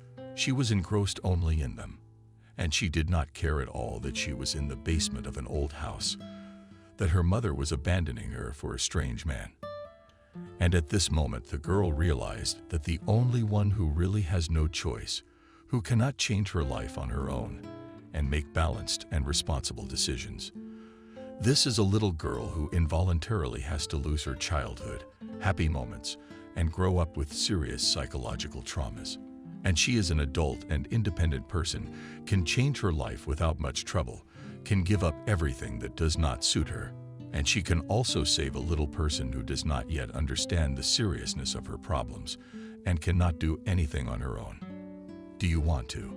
Stay with me while your mom marries your uncle, and then you'll definitely come back to her. We'll play and watch cartoons together, and we'll buy you a new doll that you won't be afraid to sleep with. Would you like that, Camille?" She hoped for a positive answer and tried to make sure that the girl did not guess anything and just accepted her invitation to live together. Jenna hesitated for a few seconds. Then she nodded her head and gave her hand to Camille. The only thing she mouthed was, "You just need to tell my mom I'll be at your place, so she knows where to pick me up from later when she marries my uncle. And I'll tell her myself." "All right. 'Cause we're in a big hurry right now." "Yes, all right. Just don't forget to tell her not to worry about me. Otherwise she'll worry that I'm gone for so long." The girl sincerely believed that her mother was really worried about her and would definitely take her back after she had settled her own family life. Camille did not believe that and was determined to get custody of the little girl in order to give her a better future. The first thing she did was go to the juvenile detention center. She described the whole situation, except that the girl was sent to the basement by her own mother. Camille simply told about the fact that she met a homeless girl with no papers or anything else, which she did, and said that she was living in the basement of an abandoned house and that she didn't know anything about her parents, only that her mom would take her away after she married some uncle. The story was very convincing. Despite the fact that the girl did not have her own home and stable job, she was promised custody of the girl, but only if she provided all the conditions for the child to live. Camille was warned about inspections and that at any moment she could be deprived of the guardianship status if the child's living arrangements did not meet all the requirements. Little Jenna stayed at the center until the evening, while Camille went to deal with the many problems that had accumulated in her own life. The first thing she did was to pick up her papers from the university. After all, she was going to work to provide for her baby girl, and so there was no opportunity to get a full-fledged education.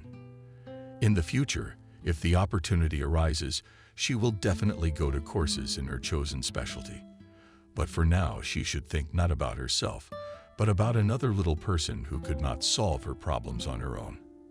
After that, she went to the registry office and filed an application for the dissolution of the marriage. She refused to be present during the call of her almost ex-husband, and therefore immediately went to her parents to tell about everything that had happened and that soon there would be an addition to their family. Camille was worried that her father might get angry because of the situation. But surprisingly, the conversation was as calm as possible. Moreover, the man supported his daughter in the decisions made and promised to help in the upbringing of the little girl. Emily agreed to study with little Jenna and take her to kindergarten to look after her while her daughter would be at work. Camille was genuinely pleased with this response. Tears even came to her eyes, which she quickly waved away and headed off to pick up the baby girl. By the end of the day, all the paperwork was done. Of course, not without the financial support of the organization. But it was not so important for Camille.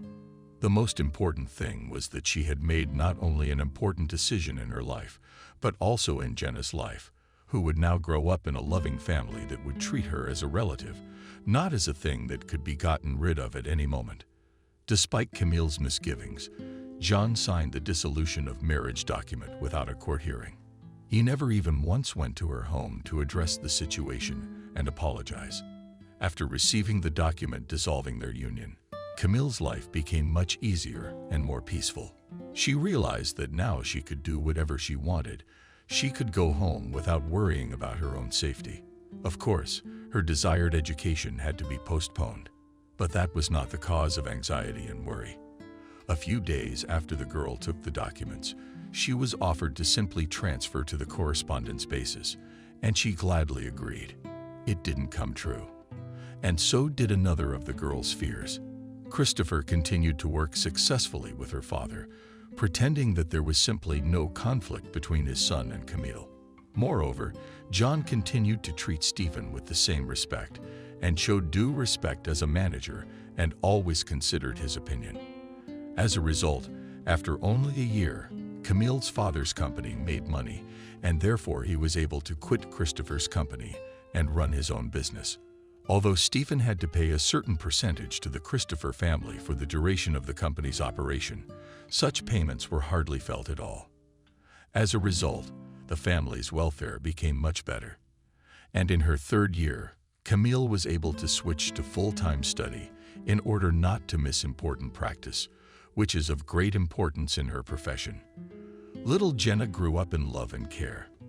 At first, the little girl would often ask about when her mom was coming to take her home. How is her relationship with her new uncle? But soon the questioning stopped. Of course, no one ever came for the little girl, and the police did not receive a single missing child report. Most likely, the woman was even glad that she was able to get rid of her daughter, who interfered with her personal happiness. But Camille judged Camille solely from her own perspective. Jenna began to see Camille as her mother. A few times from the guardianship authorities did come with checks, and each time the results were satisfactory. Soon the inspections stopped altogether, and therefore the girl had nothing to remind her that she was growing up as a foster child. This is how life can turn 180 degrees, and a desperate situation can seem like a small thing that can be solved in just one day. And a sudden meeting can not only change a life, but even save it. After all, who knows what could have happened to little Jenna if she had continued to live in the basement of a dilapidated old house.